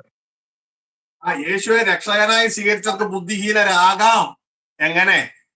ദൈവേഷ്ടം എന്തെന്ന് അവർ തിരിച്ചറിയുന്നില്ല എങ്കിൽ. ഇതാ യേശു ന്യായവിധിയിലും പറയുന്നത്, എന്നെ കർത്താവെ കർത്താവ് എന്ന് പറയുന്ന ഏവനും അല്ല, എന്റെ പിതാവിന് ഇഷ്ടം ചെയ്താലേ സ്വർഗരാജ്യം കയറാൻ പറ്റൂ. സഭയിൽ കയറി തൃപ്തിയാകുക. രക്ഷിക്കപ്പെട്ടവരെ കർത്താവ് തിരുപ്പതി സഭയോട് ചേർത്തു. ലോകത്തിൽ നിന്ന് സഭയിലേക്ക് വന്നു. സഭയിൽ നിന്നും ദൈവരാജ്യം അവകാശമാക്കണം. ഇത് മറന്നു പോകരുത്. ഇത് മറന്നു പോകരുത്. വീണ്ടും ജനിച്ചത് കൊണ്ട് മാത്രം തൃപ്തിയാകരുത്. വീണ്ടും ജനിച്ച് നമ്മൾ അവകാശം പ്രാപിക്കണം. അതുകൊണ്ട് എന്റെ പ്രിയ സഹോദരനെ ശ്രദ്ധയോടെ മനസ്സിലാക്കുക. അപ്പോ വ്യാജ സുവിശേഷവും ഒറിജിനൽ സുവിശേഷം തിരിച്ചറിയാനുള്ള ഒന്നാമത്തെ ഒരു പോയിന്റ്, അവർ ദൈവ ഇഷ്ടം പ്രസംഗിക്കത്തില്ല. അല്ലെങ്കിൽ യേശു 3.5 വർഷം പ്രസംഗിച്ച ദൈവരാജ്യം എന്ന് പറഞ്ഞ സാധനം പ്രസംഗിക്കത്തില്ല. പകരം ഇന്നത് പറയും, യേശു കർത്താവാണെന്ന് പറയും. എന്നിട്ട് അവിടെ പറയും നിങ്ങളെ ചതിക്കും. ആ ചതിക്കുന്ന രംഗമാണ് മത്തായി 7:21, 22, 21 ന്യായവിധി. യേശു പറയുന്നത്, ഞാൻ ഒരു കാലത്ത് നിങ്ങളെ അറിഞ്ഞിട്ടില്ല. സാജു പറ, ഒരു ചോദ്യം ചോദിച്ചാൽ എന്നെ സഹായിക്കണേ. മത്തായി 7:21 വിശ്വാസികളാണെന്നാണ് എന്റെ ചിന്തയിൽ കേട്ടോ. വിശ്വാസികൾ ദൈവഭക്തന്മാർ, അതായത് യേശുവിനെ ഒരു കർത്താവായി സ്വീകരിച്ചു, പക്ഷെ ദൈവ ഇഷ്ടം ചെയ്തില്ല. യേശുവിന്റെ വാക്കിലൂടെ നമുക്ക് മനസ്സിലായി. ഇനി 22 അവിടെ ഒരു കൂട്ടം ദേവദാസന്മാർ എന്ന് പറയുന്നവർ റിപ്പോർട്ട് കൊടുക്കുകയാണ്, യേശുവേ നിന്റെ നാമത്തിൽ ഞങ്ങൾ രോഗികളെ സൗഖ്യമാക്കി, ഭൂതങ്ങളെ പുറത്താക്കി, പ്രവചിച്ചു എന്നൊക്കെ പറഞ്ഞു. അപ്പൊ ശരിക്കും ഇവര് സുവിശേഷം കേട്ടതും അറിഞ്ഞതും പറഞ്ഞവരും അല്ലേ? ആണോ? അല്ലേ? അതെ, അവര് സുവിശേഷം പറഞ്ഞവരാണ്, കേട്ടവരാണ്, വീര്യപ്രവർത്തികൾ ചെയ്തവരാണ്. അപ്പൊ ശ്രദ്ധിക്കുക, ഇവരോടാണ് ഈ നിൽക്കുന്ന ഒറിജിനൽ യേശു പറയണേ, ഞാൻ ഒരു കാലത്ത് നിങ്ങളെ അറിഞ്ഞിട്ടില്ല എന്ന്. അപ്പൊ ഈ സുവിശേഷം കേട്ടവരെയും പറഞ്ഞവരെയും രക്ഷിക്കപ്പെട്ടവരെ, യേശുവിനെ കർത്താവായി സ്വീകരിച്ചവരെ യേശു പറയാണ് ഞാൻ അറിഞ്ഞിട്ടില്ലെന്ന് പറഞ്ഞാൽ ഇവർ കേട്ട സുവിശേഷം ഏതായിരിക്കും? അറിഞ്ഞിട്ടില്ലെന്ന്. യേശുവിന്റെ സുവിശേഷം കേട്ടവരെ യേശു പറയാണ് ഞാൻ അറിഞ്ഞിട്ടില്ലെന്ന്. അല്ല, അത് പിതാവിന്റെ ഇഷ്ടം ചെയ്യുന്നില്ല, അതുകൊണ്ടാണ് അങ്ങനെ പറഞ്ഞത്. കാരണം ഏറ്റവും അവസാനം എന്നാ പറഞ്ഞ, ഞാൻ നിങ്ങളെ ഒരു കാലത്തും അറിഞ്ഞിട്ടില്ല, അധർമ്മം പ്രവർത്തിക്കുന്നവരെ എന്നെ വിട്ടു പോകുമെന്നും പറഞ്ഞിട്ടുണ്ട്. അപ്പൊ വ്യക്തതയോടെ പറയാണ് ഞാൻ നിങ്ങളെ ഒരു കാലത്തും അറിഞ്ഞിട്ടില്ല. അപ്പോ നിങ്ങൾ ശ്രദ്ധിച്ച മനസ്സിലാകാം, ഇവര് സുവിശേഷം പറഞ്ഞവരാണ്, സുവിശേഷം കേട്ടവരാണ്, യേശുവെ കർത്താവായി സ്വീകരിച്ചവരാണ്. പക്ഷെ ഒറിജിനൽ യേശു എന്നാ പറഞ്ഞ, ഞാൻ നിങ്ങൾ ഒരു കാലത്തും അറിഞ്ഞിട്ടില്ല. ഐ നെവർ ന്യൂ യു എന്ന് പറയുന്നത്, ഞാൻ നിങ്ങളെ അറിഞ്ഞിട്ടില്ല.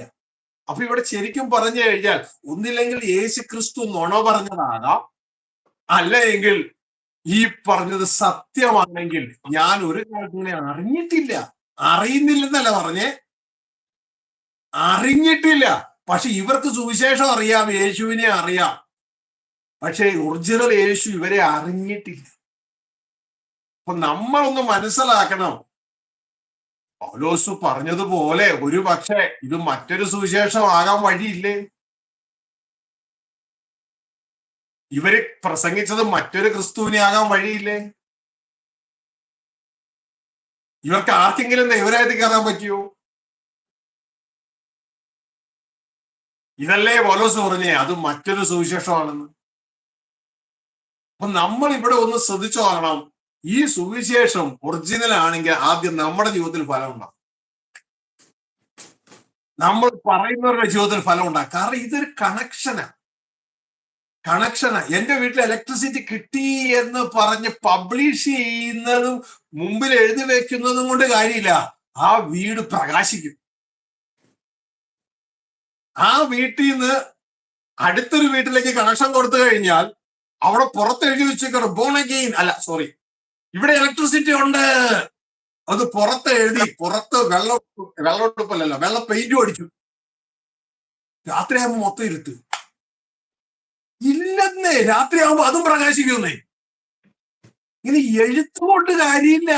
വെള്ള ഉടുപ്പും ചുരിദാറും കറുത്ത പാന്റും വെള്ള ഷർട്ടും ഒറ്റ വെള്ള കുപ്പായും കൊണ്ടല്ല നമ്മൾ അറിയുന്നേ. നമ്മൾ പ്രകാശിക്കും. നമ്മൾ നമ്മളല്ല, നമ്മളിലൂടെ ക്രിസ്തു വെളിപ്പെടും. ഹല്ലേലൂയ. ദൈവത്തിന്റെ ആത്മാവ് മൂവിയും. ഈ ജനങ്ങൾ ചതിക്കപ്പെടുകയാണ്. തിരിച്ചറിയുക, ഫലം നോക്ക വിഷയത്തെ തിരിച്ചറിയുക. ഒന്നാമത്തെ നിങ്ങൾ കേട്ടു. ഇനി അടുത്തത് ശ്രദ്ധിച്ചോട്ട. ദൈവരാജ്യം പ്രസംഗിക്കുന്നവരെ പ്രോത്സാഹിപ്പിക്കുകയില്ല, അടിച്ച് താത്തും. പ്രോത്സാഹിപ്പിക്കത്തില്ല. ഇത് വ്യാജ സ്പിരിറ്റിന്റെ ഒരു രംഗമാണ്. ദൈവരാജ്യം പ്രസംഗിക്കുന്നവരെ പ്രോത്സാഹിപ്പിക്കത്തില്ല. കണ്ടു കഴിഞ്ഞാൽ പറയും ദൈവരാജ്യം കേട്ടണ്ട. മനസ്സിലാക്കിയത് വ്യാജമാണ്, സ്പിരിറ്റ് വ്യാജമാണ്. അതുകൊണ്ടാണ് ഇങ്ങനെ സംഭവിക്കുന്നത്. മൂന്നാമത്തത്, ദൈവരാജ്യം പ്രസംഗിക്കുന്നവരെ എതിർക്കും. ഇത് വ്യാജമാണെന്നും പറഞ്ഞ് പരസ്യ പ്രസ്താവന നടത്തും. എല്ലാം പൗലോസ് പോകുന്നിടത്തൊക്കെ ഈ യഹൂദന്മാരെ എതിർക്കാൻ തുടങ്ങി. വരുന്നുണ്ട്, കേറ്റരുത്. ശ്രദ്ധിക്കുക. ഇനി 4, പുതിയ സൃഷ്ടിയെ കുറിച്ച് പ്രസംഗിക്കത്തില്ല. കാരണം പുതിയ സൃഷ്ടി എന്നാന്ന് അറിയത്ത് പോലുമില്ല. പുതിയ സൃഷ്ടിയെ കുറിച്ച് പ്രസംഗിക്കത്തില്ല, മറിച്ച് പഴയ സൃഷ്ടി തന്നെ തുടരും.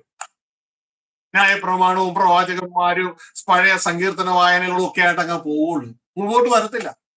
കർത്താവ് വളരെ വ്യക്തയോടെ പറഞ്ഞു, ന്യായപ്രമാണത്തിന്റെയും പ്രവാചകന്മാരുടെയും കാലം യോഹന്നാൻ വരെയാ.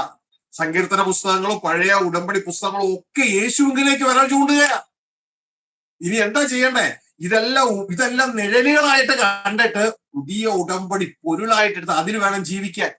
ഇതാ കർത്താവ് പറഞ്ഞ്, ഞാൻ തരുന്ന പുതിയ വീഞ്ഞു കൊണ്ടുപോയി പഴയ തുരുത്തി കൊണ്ട് വെക്കരുതെന്ന്. പഴയ തുരുത്തി എന്ന് പറഞ്ഞാൽ അത് മരിച്ചവർക്കുള്ളതാ.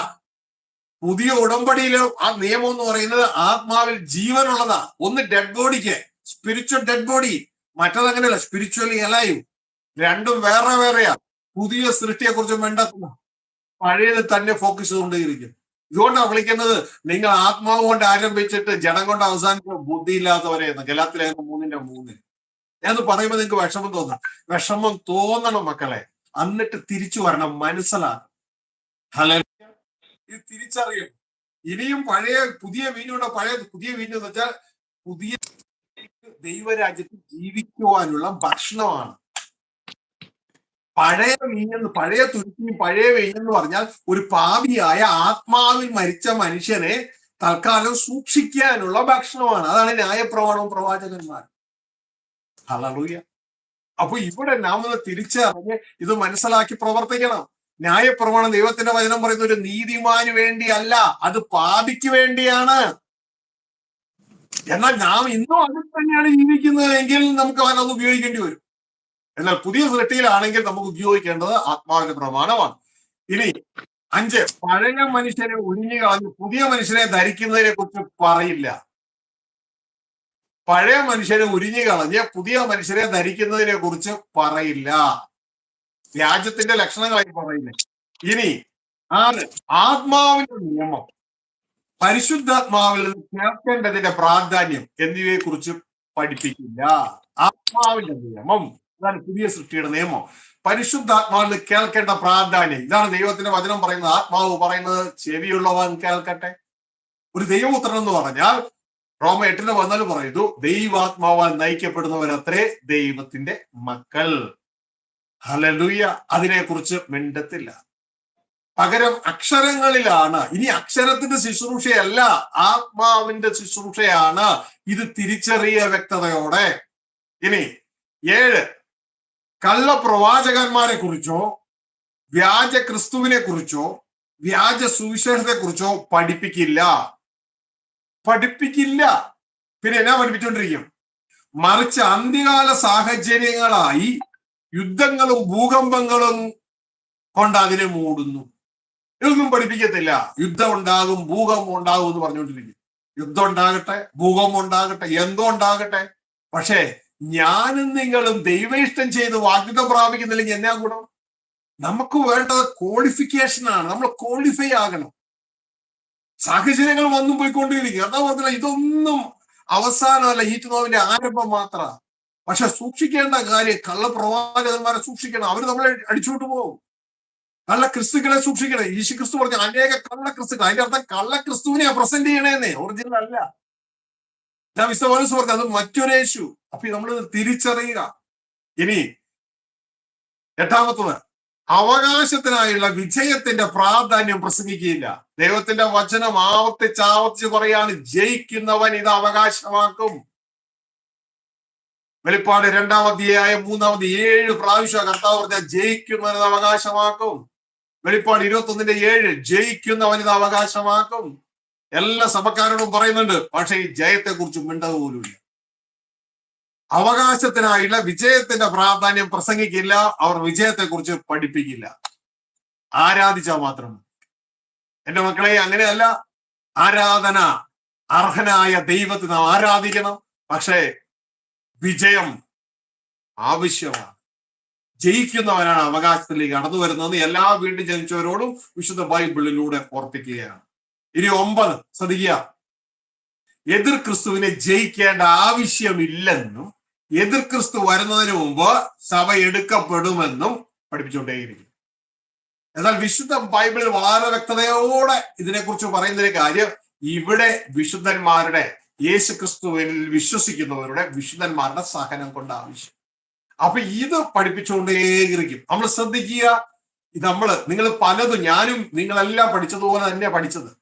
എന്നാൽ വിശുദ്ധ ബൈബിളിലൂടെ കടന്നു പോകുമ്പോൾ ഞാൻ പണ്ട് പഠിച്ചത് സമർത്ഥിക്കാൻ വേണ്ടിയല്ല ഞാൻ ബൈബിൾ പഠിച്ചത്. പകരം എനിക്കും ദൈവത്തിന്റെ ജനത്തിനും ദൈവരാജ്യം അവകാശമാക്കാൻ വേണ്ടിയാണ് പഠിച്ചത്. പിൻപിലുള്ളത് ബൈബിൾ അനുസൃതമാണെങ്കിൽ നമ്മൾ ഏറ്റെടുക്കണം. പിൻപിലുള്ളത് ബൈബിൾ അനുസൃതമല്ല എങ്കിൽ പിൻപിലുള്ളതിനെ മറന്ന് മുൻപിലുള്ളതിനെ ലക്ഷ്യമാക്കി വചനപ്രകാരം മനസ്സ് പുതുക്കി രൂപാന്തരപ്പെടണം. ആരെയും വെള്ളപൂശി പെയിന്റ് അടിക്കാൻ നിന്നിട്ട് കാര്യമില്ല. നമ്മളുടെ സ്വർഗരാജ്യ പ്രവേശനം നഷ്ടപ്പെടും. പഴയത് പഠിപ്പിച്ചത് സത്യമാണെങ്കിൽ അത് ഏറ്റെടുക്കുക. ബൈബിൾ പ്രകാരം അത് അങ്ങനെയല്ല എങ്കിൽ നമ്മൾ മനസ്സ് പുതുക്കി രൂപാന്തരപ്പെടും. ഹല്ലേലൂയ. അപ്പൊ പ്രിയ സഹോദരങ്ങളെ, അത് വ്യക്തതയോടെ നാം മനസ്സിലാക്കുക. ഇത് പറഞ്ഞപ്പോൾ ചിലരുടെ മനസ്സിൽ ഒരു ചെറിയൊരു ഒരു മുറിവ് പോലെ വന്നിട്ടുണ്ട്. ഞാൻ ഒരു ഭാഗം ഒന്ന് വായിച്ചേക്കാം. ഒരു ഭാഗം, ആ മുറിവ് ഒന്ന് ഉണക്കാൻ വേണ്ടി ഒരു ഭാഗം വായിക്കാം. വെളിപ്പാട് പുസ്തകം 14 അധ്യായമാണ് മൃഗത്തിന്റെ മുദ്രയെ കുറിച്ച് നന്നായി പറയുന്നത്. അതിനോട് ചേർന്ന് പറയുന്ന ഒരു കാര്യമുണ്ട്. ഈ മൃഗത്തിന്റെ മുദ്ര വരുമ്പോ അത് ദൈവകോപം അല്ല കേട്ടോ, ടെസ്റ്റ് മാത്ര. ദൈവക്രോധം ദൈവമക്കൾക്കുള്ളതല്ല, അത് അനുസരണം കേട്ടവർക്കുള്ള. അനുസരിക്കുന്നവർക്ക് ടെസ്റ്റാണ്, പരീക്ഷയാണ്. പരീക്ഷ എന്തിനാണ്? പരിശോധിക്കുന്നവൻ ഭാഗ്യവാൻ, അവൻ കൊള്ളാവുന്നതിനെ തെളിഞ്ഞ ശേഷം കർത്താവ് തന്നെ സ്നേഹിക്കുന്നവർക്ക് ഒരുക്കിയിരിക്കുന്നത് കിരീടത്തിന് വേണ്ടിയാണ് പരീക്ഷ. മാർക്ക് ഓഫ് ദ ബീസ്റ്റ് എന്ന് പറയുന്നത് ടെസ്റ്റാണ്. ഓക്കെ, അത് ദൈവക്രോധമല്ല. ദൈവക്രോധം വെച്ചാൽ ചൂട് കൂടും, ഭൂമി കുലുങ്ങും, പർവ്വതങ്ങൾ ഇളകി വീഴും. അതൊക്കെ ദൈവക്രോധത്തിന്റെ ഭാഗമാണ്. അവിടെയല്ല ദൈവം നമ്മളെ കാണും. ഇതാ മനസ്സിലാക്കുക. വെളിപ്പാട് പുസ്തകം 14 അധ്യായത്തിലേക്ക് കടന്നു വരുമ്പോ ധാരാളം ഭാഗങ്ങളുണ്ട്. എങ്കിലും ആ മനസ്സ് മുറിഞ്ഞവർക്ക് വേണ്ടി ഒരു ചെറിയൊരു മുറിവ് ഘട്ടം 14:9 മുതൽ ഒന്ന് വായിച്ച് 9 മുതൽ.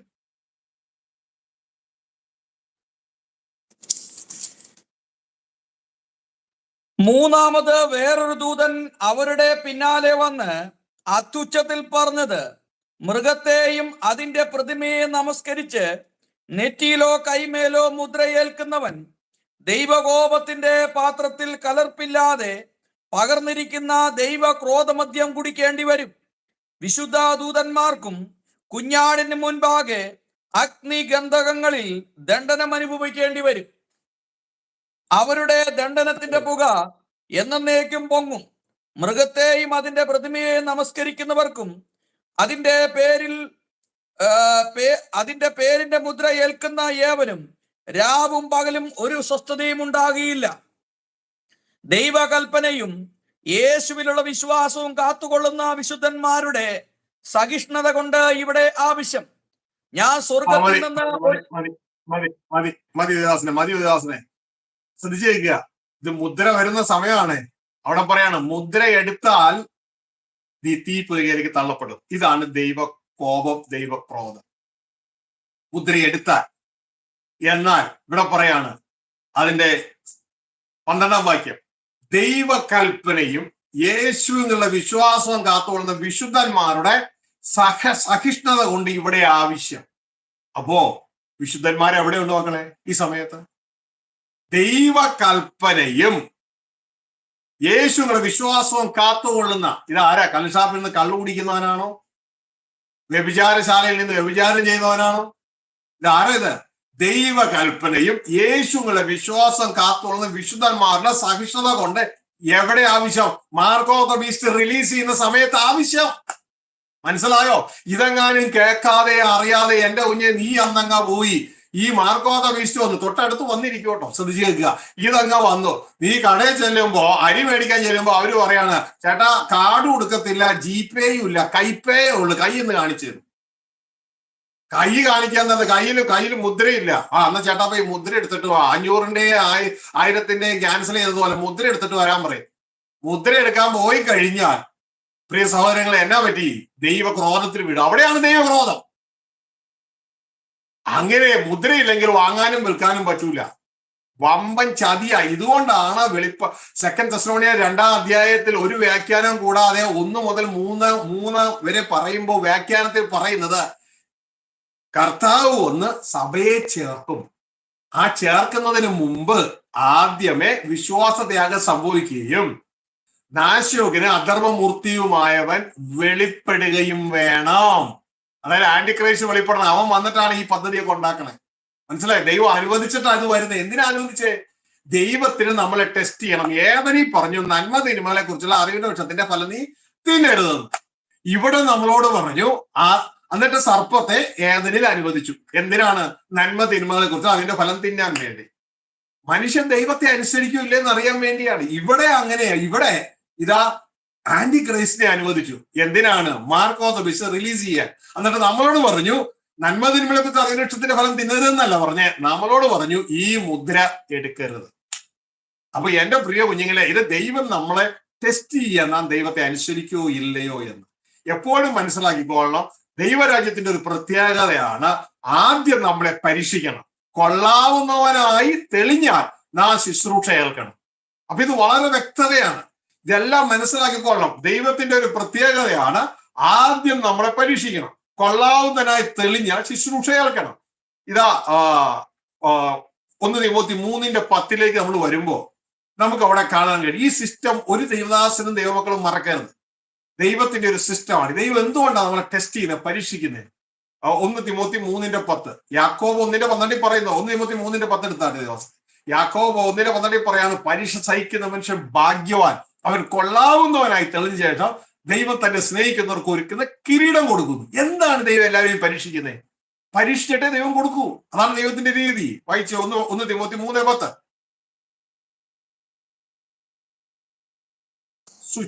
അവരെ ആദ്യം പരീക്ഷിക്കണം, അനിന്യരായി കണ്ടാൽ അവർ ശുശ്രൂഷ ഏൽക്കട്ടെ. ദൈവദാസന്മാരുടെ കാര്യം പറഞ്ഞ ദൈവം അങ്ങനെ ചുമ്മാ ആരും എടുക്കത്തില്ലെന്ന്. ആദ്യം അവരെ പരീക്ഷിക്കണം, ടെസ്റ്റ് അടിക്കണം. ദൈവം സെലക്ട് ചെയ്യുന്നവരെ കുറിച്ച് പറഞ്ഞു. സ്വയം അപ്പോസ്തലനും സ്വയം പാസ്റ്ററുടെ കാര്യം അല്ല ഈ പറയണേ. ദൈവം സെലക്ട് ചെയ്യുന്ന രീതി ഇതാണ്. ആദ്യം അവരെ പരീക്ഷിക്കണം. അനന്യരായി കണ്ടാൽ അവർ ശുശ്രൂഷ ഏൽക്കട്ടെ. അപ്പൊ പരീക്ഷ ജയിക്കണം. എന്റെ മക്കളെ തമാശയായിട്ട് എടുക്കരുത്. ജയിച്ചാലേ കയറുള്ളൂ. ഇതിന്റെ അകത്ത് പറയുന്ന ഒരു കാര്യവും ഒരു ശുശ്രൂഷകനിലും കണ്ടെത്തി സഭകൾ എടുക്കുന്നില്ല. ദൈവം അങ്ങനെ സെലക്ട് ചെയ്യുള്ളൂ. ദൈവം സെലക്ട് ചെയ്യുക എന്നുള്ള രീതിയുണ്ട്. ദൈവം സെലക്ട് ചെയ്യുക. മോശയെ ദൈവം സെലക്ട് ചെയ്തു. ദൈവം എന്ത് ചെയ്തു? ആ മോശയെ സെലക്ട് ചെയ്യുന്നതിന് മുമ്പ് ഏകദേശം 40 മോശ സ്വന്തം കൈ കൊണ്ട് ഒരു മിസ്രൈമിനെ പിടിച്ച് ഞെരിച്ച് പുതിയ ശിക്ഷനും അരുതെന്നാണ് എഴുതിയേക്കുന്നത്. ഇവിടെ 16 വയസ്സ് കഴിഞ്ഞവനും 18 വയസ്സ് കഴിഞ്ഞവനും ഒക്കെ പാസ്റ്ററാണ്.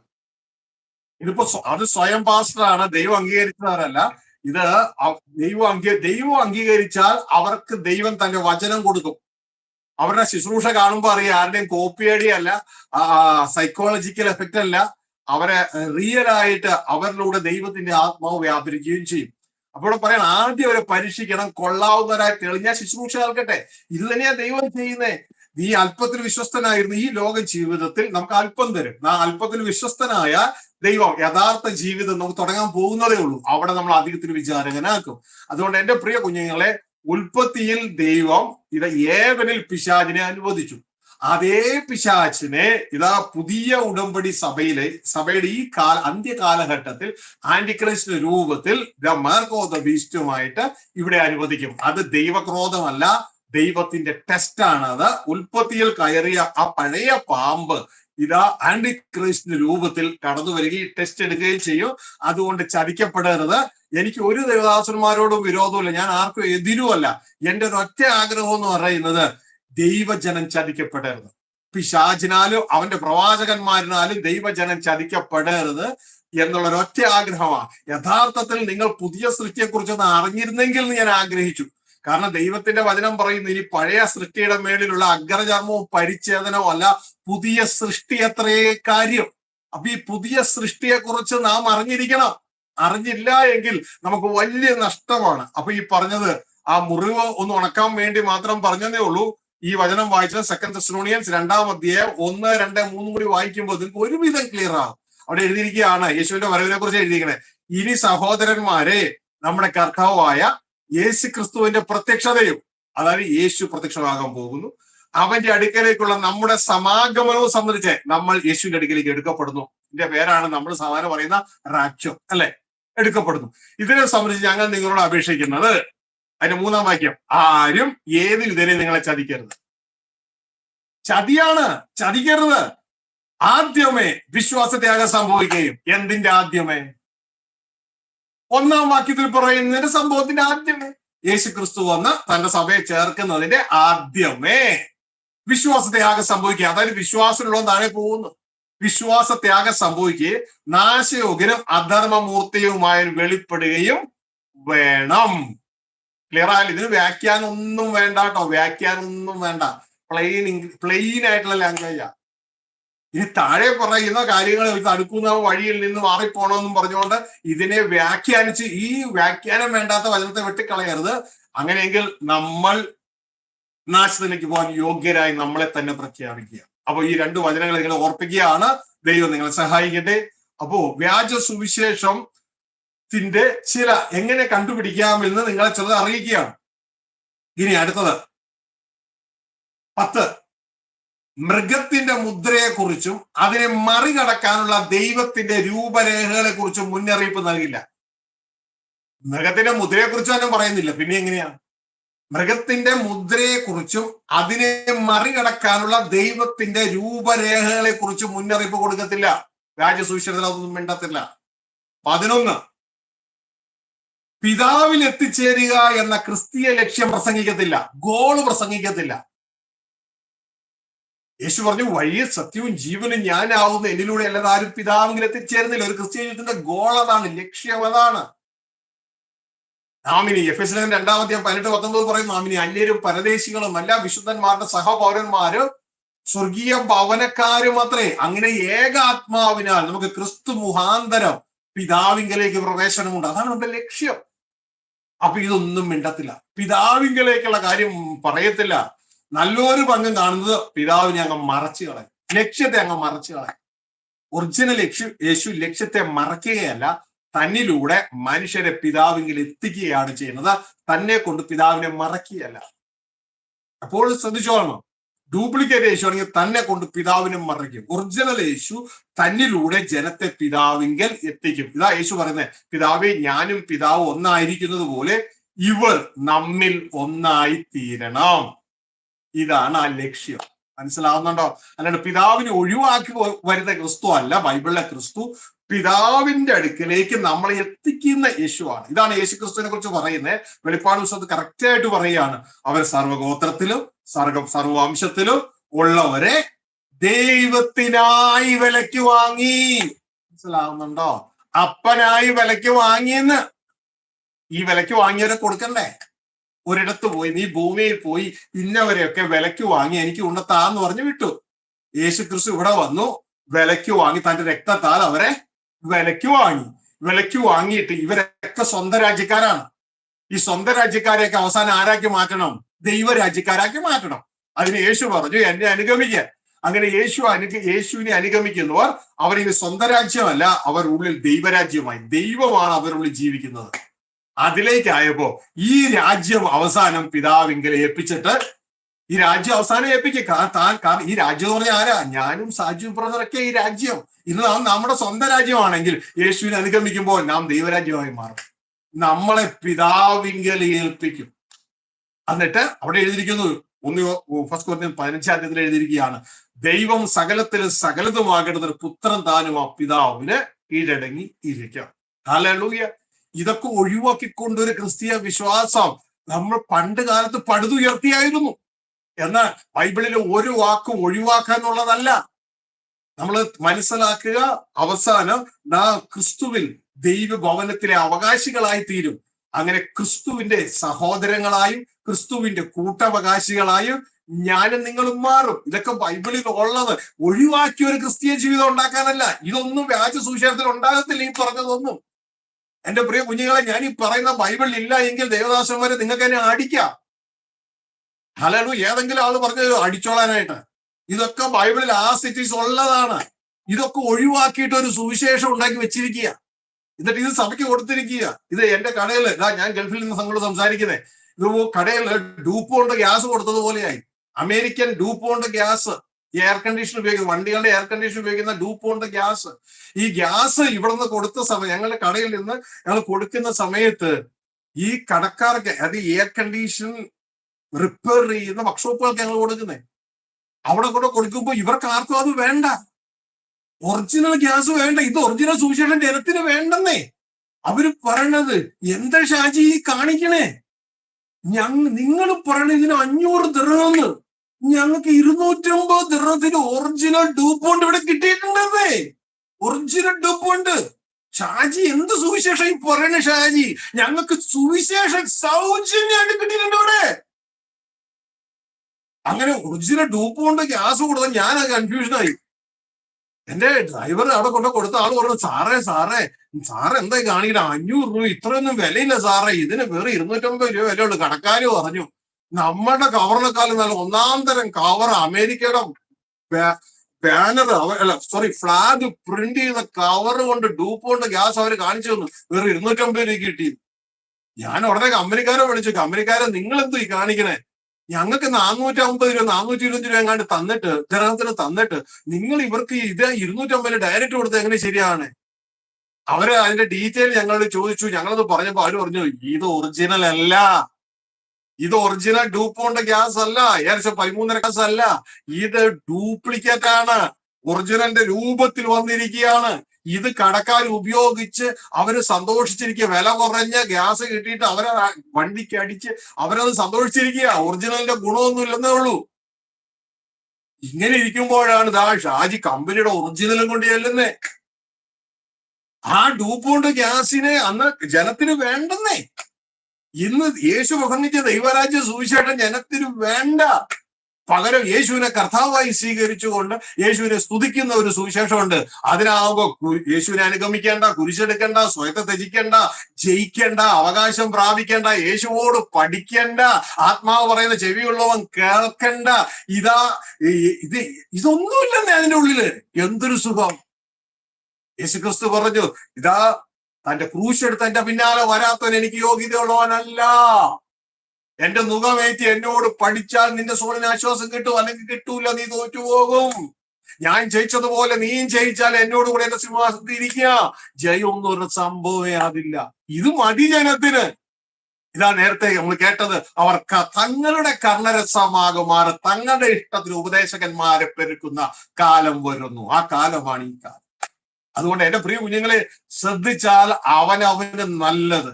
നിങ്ങൾക്ക് ഈ പറയുന്ന കേൾക്കുമ്പോ അറിഞ്ഞുകൂടെ, ഇത് പൈസയ്ക്ക് വേണ്ടിയോ മറ്റൊന്നിനും വേണ്ടി പറയാറല്ലോ. നിങ്ങളെയും എന്നെയൊക്കെ രക്ഷിച്ചെടുക്കാൻ നമ്മളുടെ ദൈവത്തിന്റെ ആത്മാവ് നമ്മളോട് സംസാരിക്കുന്നതല്ലേ. ശ്രദ്ധയോടെ മനസ്സിലാക്ക. ഹല്ലേലൂയ. ഇതാ നമ്മൾ ഈ കേട്ട വചനത്തില് നാം മനസ്സിലാക്കേണ്ട ഒരു കാര്യം എന്ന് പറയുന്നത്, ഇതാ അടുത്തത് ദൈവരാജ്യത്തിൽ 11 പറഞ്ഞു കഴിഞ്ഞു അല്ലെ. 11 അതിന്റെ ഇടയിലും വേറെ എണ്ണം കൂടുതൽ പറഞ്ഞിട്ടുണ്ട്. ദൈവരാജ്യത്തിൽ പ്രവേശിക്കുന്നതിനുള്ള പ്രധാന ഘടകമായ ദൈവഹിതം ചെയ്യുന്നതിന് പകരം ഒന്നുകൊണ്ട് റീപ്ലേസ് ചെയ്യുന്ന പരിപാടിയാണ് ഈ വ്യാജ സുവിശേഷം ചെയ്യുന്നത്.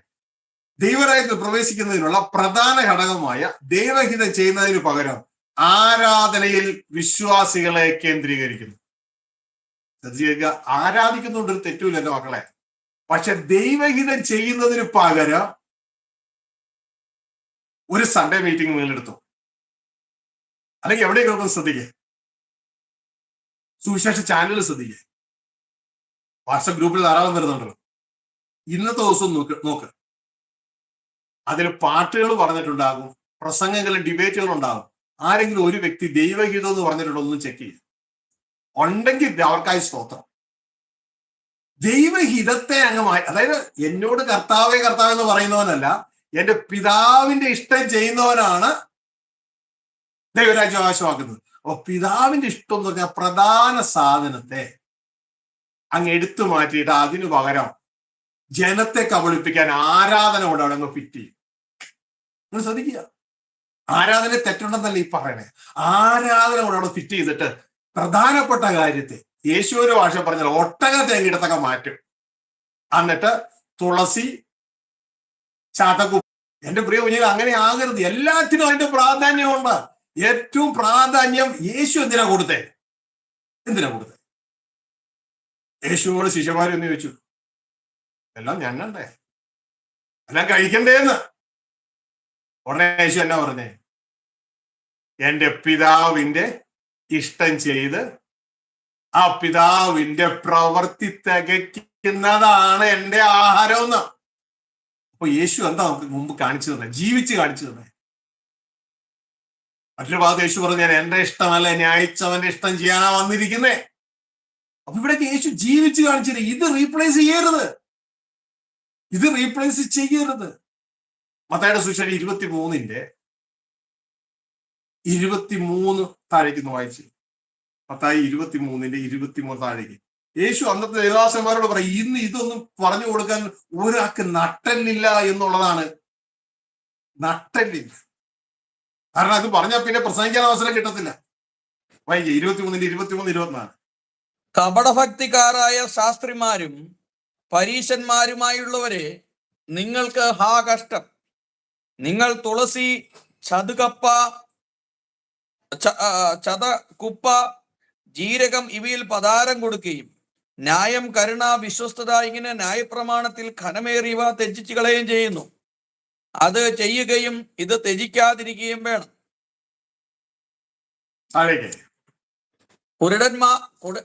കുരുടന്മാരായ വഴികാട്ടികളെ, നിങ്ങൾ കൊതുകിനെ അരിച്ചെടുക്കുകയും ഒട്ടകത്തെ ഒഴുകിക്കളയുകയും ചെയ്യുന്നു. കപടഭക്തിക്കാരായ ശാസ്ത്രിമാരും പരീശന്മാരുമായുള്ളവരെ ഹാ കഷ്ടം! ഇവിടെ യേശു പറയാണ്, ദൈവദാസന്മാരോട് പറയുന്നേ, നിങ്ങൾ കൊതുകിനെ അരിച്ചെടുക്കുന്നു. ചെറിയ കാര്യങ്ങളെ അങ്ങ് വലുതായിട്ട് കാണിച്ചിട്ട് വലിയ കാര്യങ്ങളെ നിങ്ങൾ എടുത്തു മാറ്റുന്നു. മനസ്സിലായോ? ഒരു റീപ്ലേസ്മെന്റ് സിസ്റ്റം. ചെറുതിനെ അങ്ങ് കൊണ്ടുവന്നിട്ട് ജനത്തിന്റെ മുമ്പിൽ അങ്ങ് വലുതാക്കും, വലുതിനെ അങ്ങ് കൊണ്ടങ്ങ് എടുത്തങ്ങ് മാറ്റും. ഇങ്ങനെയാണ് വ്യാജ സുവിശേഷം വരുന്നേ. എന്റെ വ്യാജ സുവിശേഷം നീ ആരാധിക്കേണ്ടതോ, നീ സ്തുതിക്കേണ്ടതോ, നീ പ്രാർത്ഥിക്കേണ്ടെന്നല്ല. നീ ആരാധിക്കണോ, നീ സ്തുതിക്കണോ, നീ പ്രാർത്ഥിക്കണോ എന്നൊക്കെ പറയും. പക്ഷെ ദൈവം ഇഷ്ടം കിടത്തൊക്കെ മാറ്റും. മനസ്സിലാകുന്നുണ്ടോ? ഹല്ലേലൂയ. എന്റെ പ്രിയ കുഞ്ഞുങ്ങളെ, ചതിക്കപ്പെടരുത്.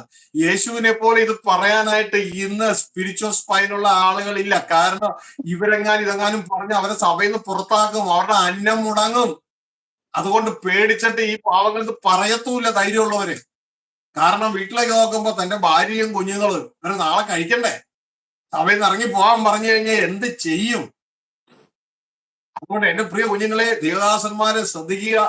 നിങ്ങൾ ധൈര്യത്തോടെ ഒരു സ്റ്റെപ്പ് എടുക്കുന്നെങ്കിൽ, സത്യത്തിന് വേണ്ടി സ്റ്റാൻഡ് ചെയ്യുന്നുവെങ്കിൽ, യേശു നിന്നതുപോലെ, പൗലോസ് നിന്നതുപോലെ ദൈവത്തിന്റെ കരം നിങ്ങൾക്ക് വേണ്ടി നിലകൊള്ളാനായിട്ട്. ഹല്ലേലൂയ. പ്രിയ സഹോദരങ്ങളെ, മനസ്സിലാക്കുക, നിങ്ങൾ കൈകൊണ്ട് വേല ചെയ്യാൻ പഠിക്കുക. കൈകൊണ്ട് വേല ചെയ്യാൻ പഠിക്കുക. ഇന്ന് രാവിലെ മുതൽ ഞാൻ ഓട്ടോ, അതായത് എന്നെ ദൈവം ഏൽപ്പിച്ച വേലയിൽ ഞാൻ ഓടുക. അവസാനം ഇതാ നിങ്ങൾക്ക് ഈ സന്ദേശം അറിയിക്കാൻ ഈ സമയത്ത് ഓടി ഇവിടെ എത്താനായിട്ട്. ഹല്ലേലൂയ. ഇന്ന് എന്റെ ടെലിഫോൺ പോലും ഞാൻ നോക്കിയിട്ടില്ല. കാരണം ഇന്ന് എന്റെ ജീവിതത്തിൽ പ്രധാനപ്പെട്ട ഒരു ദിവസമാണ്. പക്ഷെ പലരും പല മെസ്സേജുകളൊക്കെ അയച്ചിട്ടുണ്ട്. പക്ഷെ എനിക്ക് നോക്കാൻ പോലും സമയം കിട്ടിയിട്ടില്ല. രാവിലെ മുതൽ ഓട്ടോ. അതുകൊണ്ട് എന്റെ പ്രിയ സഹോദരങ്ങളെ, ഇതാ നമ്മൾ ഈ കൈകൊണ്ട് അധ്വാനിക്കുക, അധ്വാനിച്ച് ജീവിക്കുക, അതിന് പഠിക്കുക, ഓരോ ട്രേഡ് പഠിക്കുക, അത് ചെയ്യുക. ഹല്ലേലൂയ. ജനത്തിന് ഉപകാരപ്രദമായ കാര്യങ്ങൾ, ദൈവമക്കൾക്കും ലോകമക്കൾക്കും ഒക്കെ ഉപകാരപ്രദമായ കാര്യങ്ങൾ ചെയ്യുക. ദൈവം നിങ്ങളെ സഹായിക്കും, ദൈവം നിങ്ങളെ നയിക്കും. എന്റെ കുഞ്ഞുങ്ങളെ, ദൈവം എന്നെ ഏൽപ്പിച്ച കാര്യം ഞാൻ നിങ്ങളെ അറിയിച്ചു. ചതിക്കപ്പെടരുതേ, വ്യാജസുവിശേഷത്തിലെ ഇരയാകരുതേ. ഇനി എന്തിനാണ് പിശാചി വ്യാജസുവിശേഷം കൊണ്ടുവന്നാണ് നമ്മുടെ ടൈറ്റിൽ. അതിലേക്ക് നമ്മൾ ഇതുവരെ എത്തിയിട്ടില്ല. അതിന്റെ 2 ഭാഗങ്ങളാണ് കഴിഞ്ഞ പ്രാവശ്യം നമ്മൾ പറഞ്ഞു നിർത്തിയതാ. 1, പിശാചിന്റെ ഭരണം നിലനിർത്തണം. 2, അവന്റെ ശിക്ഷാവിധി അവോയ്ഡ് ചെയ്യണം, അല്ലെങ്കിൽ അതിന്റെ കാലാവധി വൈകിക്കണം. 2 കാര്യങ്ങളാണ്. 1, പിശാചിന്റെ ഭരണം നിലനിർത്തണം. നിങ്ങൾക്കറിയാം, ഏതെങ്കിലും ഒരു രാഷ്ട്രത്തിൽ ഒരു ഭരണം ABCD, ഇപ്പൊ നമ്മുടെ നാട്ടിൽ BJP വാഴുന്നു അല്ലെ, കേന്ദ്രത്തിൽ. അവർ ശ്രമിക്കുന്ന ഒരു കാര്യം എന്ന് പറയുന്നത് അവരുടെ ഭരണം നിലനിർത്തണം. ഓരോ 5 വർഷം കഴിയുമ്പോഴും ഇലക്ഷൻ നടക്കുമ്പോൾ അവരുടെ ഭരണം നിലനിർത്താൻ വേണ്ടി അവരെന്തൊക്കെ ചെയ്യാമോ അതൊക്കെ ചെയ്യും. അത് എല്ലായിടത്തും കോമൺ ആണ്. ഇതേപോലെ മനസ്സിലാക്കുക, ഇന്ന് ഈ സർവ്വ ലോകവും വാഴുന്നത് പിശാചാണ്. അവന്റെ ഭരണം നിലനിർത്താൻ വേണ്ടി അവൻ ചെയ്യേണ്ടതൊക്കെ ചെയ്യും. അങ്ങനെ ആ ഭരണം നിലനിർത്താൻ വേണ്ടിയാണ് അവൻ വ്യാജ സുവിശേഷം സഭയ്ക്ക് തന്നിരിക്കുന്നത്. വ്യാജ സുവിശേഷത്തിലൂടെ ആരും പിശാചിനെ പരാജയപ്പെടുത്തത്തില്ല. പരാജയപ്പെട്ടാലല്ലേ പിശാചിന് മാറേണ്ട ആവശ്യമുള്ളൂ.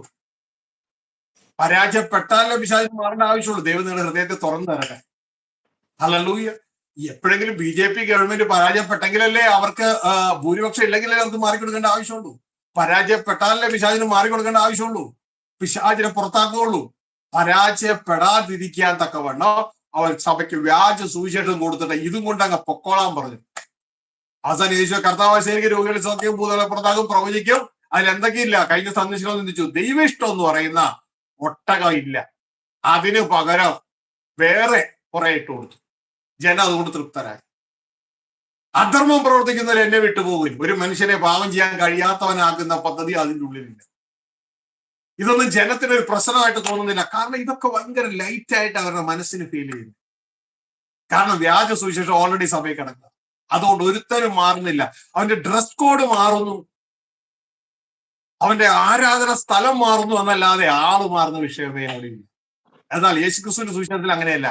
ഒരു ക്രിസ്തുവിലായാലോ പുതിയ സൃഷ്ടിയാണ്. അപ്പോ ഇനി രണ്ടാമത്തെ കാര്യം എന്ന് പറയുന്നത്, പിശാചിന്റെ പണിഷ്മെന്റ് ഓൾറെഡി, അതായത് അവന്റെ ജഡ്ജ്മെന്റ് ഓൾറെഡി കഴിഞ്ഞു കിടക്കുക. ആ ജഡ്ജ്മെന്റ് എക്സിക്യൂട്ട് ചെയ്തിട്ടില്ല, പണിഷ്മെന്റ് അതിലേക്ക് വന്നിട്ടില്ല. അവന്റെ അവന്റെ അവന്റെ ജഡ്ജ്മെന്റ്, അവന്റെ വെർഡിക്റ്റ് ഓൾറെഡി ജഡ്ജ്മെന്റ് കഴിഞ്ഞു. അങ്ങനെ കഴിഞ്ഞു കിടക്കുന്ന ജഡ്ജ്മെന്റ് നടപ്പിലാക്കേണ്ടത് സഭയിലെ ജനങ്ങളാണ്, ജയിക്കുന്ന ജനങ്ങളാണ്. എന്നാൽ ഒറിജിനൽ സുവിശേഷം വന്ന് അതിൽ നിന്ന് ജനം പ്രവർത്തിച്ചെങ്കിലേ പിശാചിനെ തോൽപ്പിക്കാൻ പറ്റൂ. പക്ഷെ ഒറിജിനൽ സുവിശേഷം ഇന്ന് സഭകളിൽ കാണുന്നത് വിരളമാണ്. അല്ലെങ്കിൽ സ്തോത്രം ചെയ്യും, എന്നാൽ വളരെ വിരളമാണ്. അപ്പോ ഈ ഒരു കാര്യം നമ്മൾ തിരിച്ചറിഞ്ഞ് നമ്മൾ പ്രവർത്തിക്കുവാനായിട്ട് അടിയാണ്. അപ്പൊ ഈ രണ്ട് കാര്യമാണ് പ്രധാനപ്പെട്ട രണ്ട് കാര്യം. എന്തൊക്കെയാണ് ഒന്ന് പറഞ്ഞേ?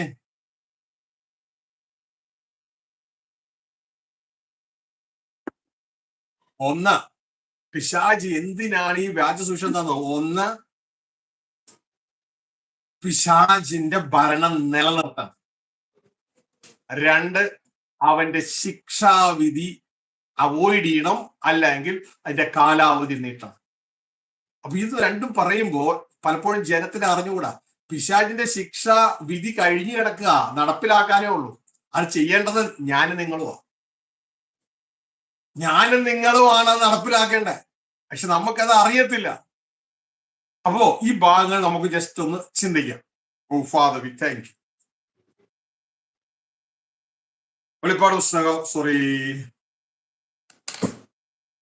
വെളിപ്പാട് പുസ്തകം 11:15 വരുമ്പോ നിങ്ങൾക്ക് അറിയാമോ, ഇന്ന് ലോകത്തിന്റെ രാജ്യത്വം വാഴുന്നത് പിശാചാണ്. സ്വർഗീയ പിതാവോ ക്രിസ്തുവോ അല്ല. ഈ ഒരു കാര്യം ജനം തിരിച്ചറിയണം. സ്വർഗീയ പിതാവോ ക്രിസ്തുവോ അല്ല. ഭരണം ആ സ്വർഗീയ പിതാവിന്റെ കയ്യിലേക്ക്, ക്രിസ്തുവിന്റെ കയ്യിലേക്ക് കിട്ടണം. എന്നിട്ട് വേണം ആ ഭരണം നമുക്ക് തരാനായിട്ട്. ഈ ഒരു രംഗമാണ് വെളിപ്പാട് പുസ്തകം 11:15 പറയുന്നത്. വായിച്ച്. ഏഴാമത്തെ ദൂതൻ ഊതിയപ്പോൾ ലോക രാജ്യത്വം നമ്മുടെ കർത്താവിനും അവന്റെ ക്രിസ്തുവിനുമായി തീർന്നു. അവൻ എന്നേക്കും വാഴുന്നു എന്ന് സ്വർഗത്തിൽ ഒരു മഹാഘോഷമുണ്ടായി. ദൈവസന്നിധിയിൽ സിംഹാസനം ഇരിക്കുന്ന 24 മൂപ്പന്മാരും കമന്നു വീണ് ദൈവത്തെ നമസ്കരിച്ചു. ശ്രദ്ധിക്കുക, ഏഴാമത്തെ ദൂതനൂതിയപ്പോൾ, എന്റെ മക്കളെ, it's very important. Spiritual political matter. ഈ ലോകത്തിന്റെ പൊളിറ്റിക്സ് ഒക്കെ കുറച്ച് ദിവസമൊക്കെ ഉള്ളൂ, ഇത് എറ്റേണല്ല. ഇവിടെ പറയാണ്, ഏഴാമത്തെ ദൂതനൂതിയപ്പോൾ ലോകരാജ്യത്വം, the kingdom of this world, നമ്മുടെ കർത്താവിന് ഇവിടെ എഴുതിയിരിക്കുന്ന സ്വർഗീയ പിതാവാണ്. കർത്താവ് എന്ന് പറഞ്ഞാൽ ഒരു പേരല്ല, അതൊരു ടൈറ്റിലാണ്. ഇത് മനസ്സിലാക്കുക. അത് പിതാവിന് പറയും, പുത്രനായ ക്രിസ്തുവിന് പറയും, ഓരോ സ്ഥാപനത്തിന്റെ ഹെഡിന് പറയും, department head, chemistry head, mathematics head, സ്കൂളിലെ പ്രിൻസിപ്പള്, അങ്ങനെ ഹെഡ് മാസ്റ്റർ, ഇതിനൊക്കെ ഹെഡുകളാണ്. കുടുംബത്തിന്റെ തലവൻ, ഗൃഹനാഥൻ, ഇതൊക്കെ കർത്താക്കന്മാരെ ഹെഡുകളാണ്. ഇവിടെ ഇത് ഉദ്ദേശിക്കുന്നത് പിതാവിനെ കുറിച്ചാണ്. നമ്മുടെ കർത്താവിനും, പിതാവിനെ കുറിച്ചാണെന്ന് എങ്ങനെ ഉറപ്പ്? നമ്മുടെ കർത്താവ് എന്നല്ലേ പറഞ്ഞത്? യേശു അല്ലേ? അല്ല, നമ്മുടെ കർത്താവിനും എങ്ങനെ ഉറപ്പ്? താഴെ പറയുന്നു, അവന്റെ ക്രിസ്തുവിനുമായി തോന്നുന്നു. ക്രിസ്തു എന്ന് പറഞ്ഞാൽ ലോർഡ്, അഭിഷിക്തൻ, രാജാവ്. ഈ ക്രിസ്തു സ്വർഗീയ പിതാവിന്റെ സർവപ്രപഞ്ചവും വാഴുന്ന മകനാണ് ഈ രാജാവ്, അഭിഷിക്തൻ ക്രിസ്തു. നമ്മുടെ ക്രിസ്തുവിന് ആയി തീർന്നിരിക്കുന്നു. മനസ്സിലാവുന്നുണ്ടോ? സ്വർഗീയ പിതാവിനും ക്രിസ്തുവിനായി തീർന്നു. അപ്പൊ അതിന്റെ അർത്ഥം അതിനു മുമ്പ് എന്തല്ല, ആയി തീർന്നിട്ടില്ല. അപ്പൊ ഇപ്പൊ ആരുടെ കയ്യിലാണ് ആ ഭരണം ഇരിക്കുന്നത്? ലോകത്തിന്റെ ഭരണം. 1 യോഹന്നാൻ 5:19 വായിക്കുമ്പോ അറിയാം, ഇപ്പൊ ആ ഭരണം ഇരിക്കുന്നത് സാത്താന്റെ കയ്യിലാണ്, പിശാചിന്റെ കയ്യിലാണ്. ഇത് തിരിച്ചറിയാം. ഈ ഭരണം വിട്ടുകൊടുക്കാതിരിക്കാനാണ് പിശാച് അവന്റെ ശക്തമായ ടാക്ടിക്സ്, തന്ത്രം ഉപയോഗിച്ചത് ഡ്യൂപ്ലിക്കേറ്റ് ഗോസ്പൽ ഇട്ടിട്ട് ഒറിജിനൽ ഗോസ്പൽ എടുത്ത് മാറ്റി. ഡ്യൂപ്ലിക്കേറ്റ് ഡ്യൂപോണ്ടിന്റെ ഗ്യാസ് വെച്ചിട്ട് ഒറിജിനൽ ഡ്യൂപോണ്ടിന്റെ ഗ്യാസ് ആളുകൾ മേടിക്കാത്ത രീതിയിലാക്കി. വായിച്ചേ 1 യോഹന്നാൻ 5:19.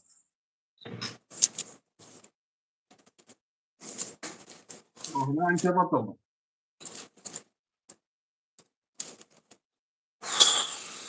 ദൈവപുത്രനിൽ വിശ്വസിക്കുന്നതിന്റെ ഉള്ളിൽ ഒരു സാക്ഷ്യമുണ്ട്. ദൈവത്തെ വിശ്വസിക്കാത്തവൻ ദൈവം തന്റെ പുത്രനെ കുറിച്ച് പറഞ്ഞ സാക്ഷ്യം 19. നാം ദൈവത്തിനുള്ളവർ എന്നു നാം അറിയുന്നു, സർവ്വലോകവും ദുഷ്ടന്റെ അധീനതയിൽ കിടക്കുന്നു. കണ്ടോ എന്റെ പ്രിയ കുഞ്ഞുങ്ങളെ, ഇത് വല്ലതും തിരിച്ചറിയുന്നു. ഇത് സ്പിരിച്വൽ പൊളിറ്റിക്കൽ മാറ്റർ. കിങ്ഡം നിങ്ങൾക്ക് തരുവാൻ സാധിച്ചാൽ സ്പിരിച്വൽ പൊളിറ്റിക്കൽ മാറ്റർ. അല്ലാണ്ട് ഇത് വെറും സ്തുതി ആരാധനയിൽ ഒതുക്കല്ലേ. ഹല്ലേലൂയ. ഇന്ന് സർവ്വലോകം പിശാചിന്റെ കീഴിൽ കിടക്കുന്നു. അത്യുന്നതനായ ദൈവത്തിന്റെയും ദൈവത്തിന്റെ പുത്രനായ സർവ്വപ്രപഞ്ചത്തിന്റെ രാജാവായ ക്രിസ്തുവിന്റെ കയ്യിലേക്ക് കിട്ടിയിട്ടില്ല. എന്റെ പ്രിയ കുഞ്ഞു സഭക്കാരെ, ആരാധനക്കാരെ, മക്കളെ മനസ്സിലാക്ക. ഇത് അത്യുന്നതനായ ദൈവത്തിന്റെയും ക്രിസ്തുവിന്റെ കയ്യിലേക്ക് കിട്ടണം. ഹല്ലേലൂയ. എന്നാൽ പിശാച് തന്റെ ഭരണം വിട്ടുകൊടുക്കാതിരിക്കാൻ വേണ്ടി ഈ യേശു പ്രസംഗിച്ച സുവിശേഷം, നിന്റെ അപ്പൻ ഇതാ വാഴാൻ വരുന്നു, ദൈവരാജ്യം സമീപിച്ചിരിക്കുന്നു, അതുകൊണ്ട് മനുഷ്യ മക്കളെ നിങ്ങൾ മാനസാന്തരപ്പെട്ട്, അതിന്റെ അർത്ഥം വോട്ട്, അതായത് നമ്മുടെ നാട്ടിൽ വോട്ട് കൊടുക്കാൻ പറഞ്ഞുകൊണ്ട് ഓരോ സ്ഥാനാർത്ഥിയും വരത്തില്ലേ, അതുകൊണ്ട് നീ മാനസാന്തരപ്പെടുവെന്ന് പറഞ്ഞാൽ അതിന്റെ അർത്ഥം എന്ന് പറഞ്ഞാൽ നീ നിന്റെ സ്വന്തം രാജാവായിരിക്കാതെ ക്രിസ്തു നിനക്ക് രാജാവായിരിക്കാൻ വേണ്ടി വോട്ട് കൊടുക്കാനായി പറയണേ. ഇവിടെ വോട്ടല്ലെങ്കിലും നീ ഞാനും നിങ്ങളും ദൈവത്തിങ്കിലേക്ക് മാനസാന്തരപ്പെട്ടാൽ അത് നമ്മുടെ വോട്ടാ. നമ്മൾ അതിന് സമ്മതിച്ചു എന്ന് അതിന്റെ അർത്ഥം. പകരം നമ്മുടെ ഇഷ്ടം നടത്താൻ വേണ്ടി യേശുവിനെ സ്വീകരിച്ച ആ യേശു അല്ല. നാം യേശുവിനെ സ്വീകരിച്ചപ്പോ എന്നും പറഞ്ഞാ സ്വീകരിച്ചേ, എന്റെ ഇഷ്ടം നേടിയെടുക്കുവാൻ ഒരു ദേവനെ, ഒരു കർത്താവിനെ സ്വീകരിച്ചു, അങ്ങനെയോ അല്ല. യേശുവിനെ എന്റെ തലയായി, എന്റെ കർത്താവായി ഞാൻ സ്വീകരിക്കുന്നു.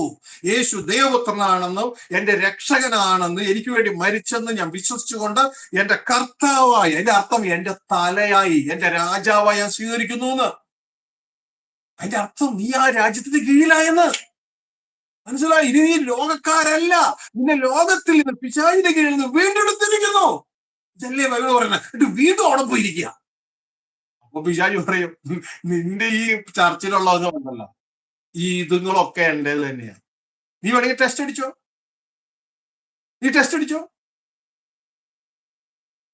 യോബിനെ കുറിച്ച് പോയി പറഞ്ഞില്ലേ, ടെസ്റ്റ് അടിക്കാൻ പറഞ്ഞില്ലേ, ദൈവം സമ്മതിച്ചില്ലേ?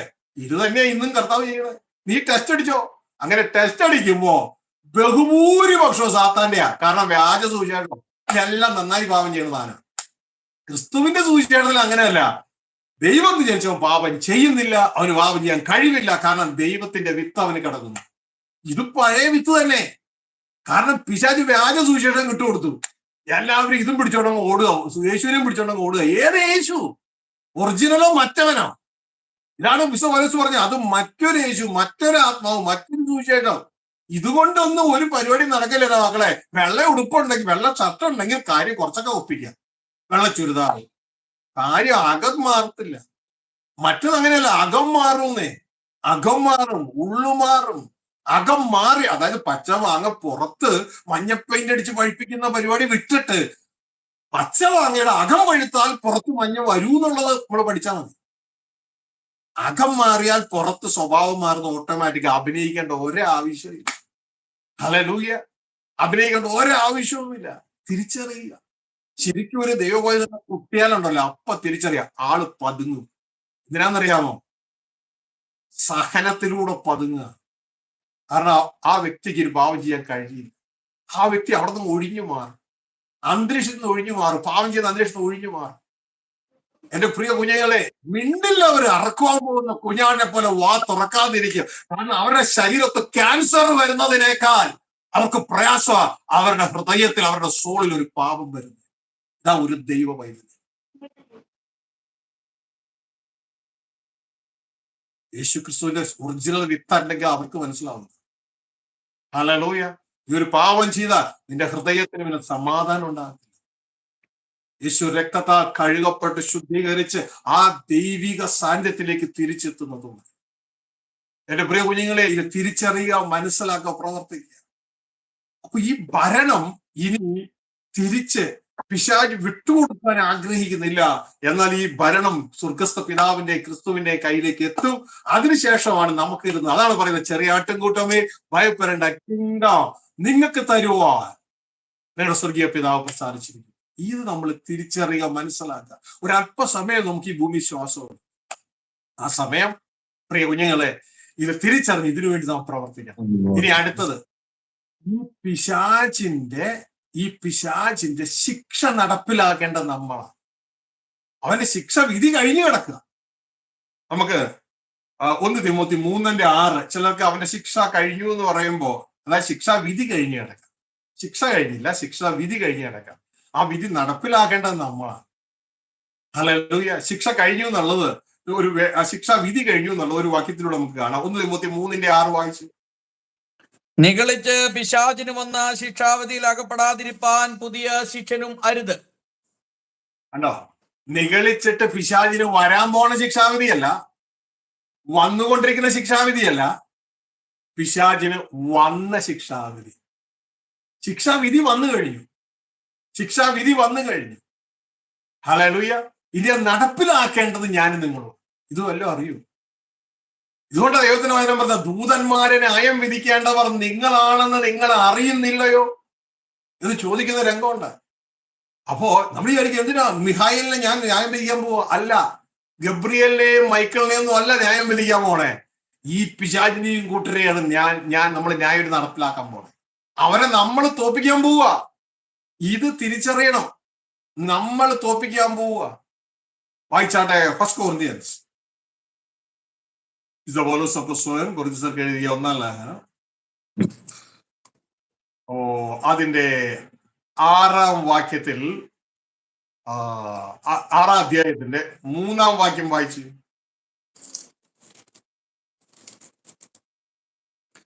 നാം ദൂതന്മാരെ വിധിക്കുമെന്ന് നിങ്ങൾ അറിയുന്നില്ലയോ? ഐഹിക കാര്യങ്ങളെ എത്രയധികം. അതിച്ച് ഇവിടെ ദൈവത്തിന്റെ വചനം പറയും, we are going to judge Angeles.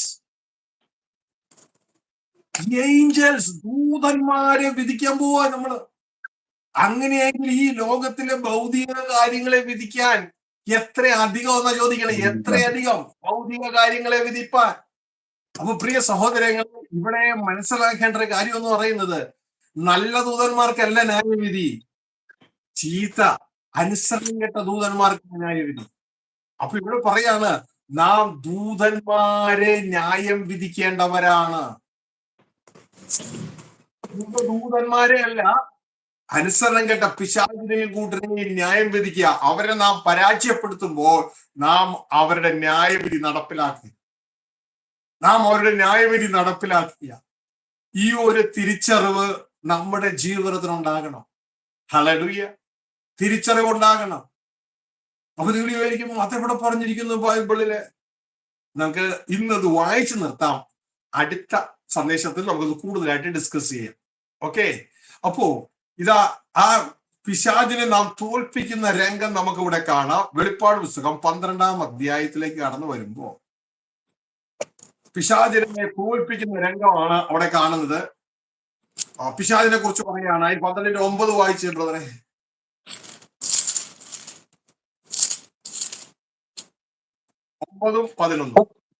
ഭൂതലത്തെ മുഴുവൻ തെറ്റിച്ച് കളയുന്ന പിശാചും സാത്താനും എന്ന മഹാസർപ്പമായ പഴയ പാപിനെ ഭൂമിയിലേക്ക് തള്ളിക്കളഞ്ഞു. അവന്റെ ദൂതന്മാരെയും അവനോടുകൂടെ തള്ളിക്കളഞ്ഞു. 11. അപ്പോൾ ഞാൻ സ്വർഗത്തിൽ ഒരു മഹാശബ്ദം പറഞ്ഞു കേട്ടത്, ഇപ്പോൾ നമ്മുടെ ദൈവത്തിന്റെ രക്ഷയും ശക്തിയും രാജ്യവും അവന്റെ ക്രിസ്തുവിന്റെ ആധിപത്യവും തുടങ്ങിയിരിക്കുന്നു. നമ്മുടെ സഹോദരന്മാരെ രാപ്പകൽ ദൈവസന്നിധിയിൽ കുറ്റം ചുമത്തുന്ന അപവാദിയെ തള്ളിക്കളഞ്ഞുവല്ലോ.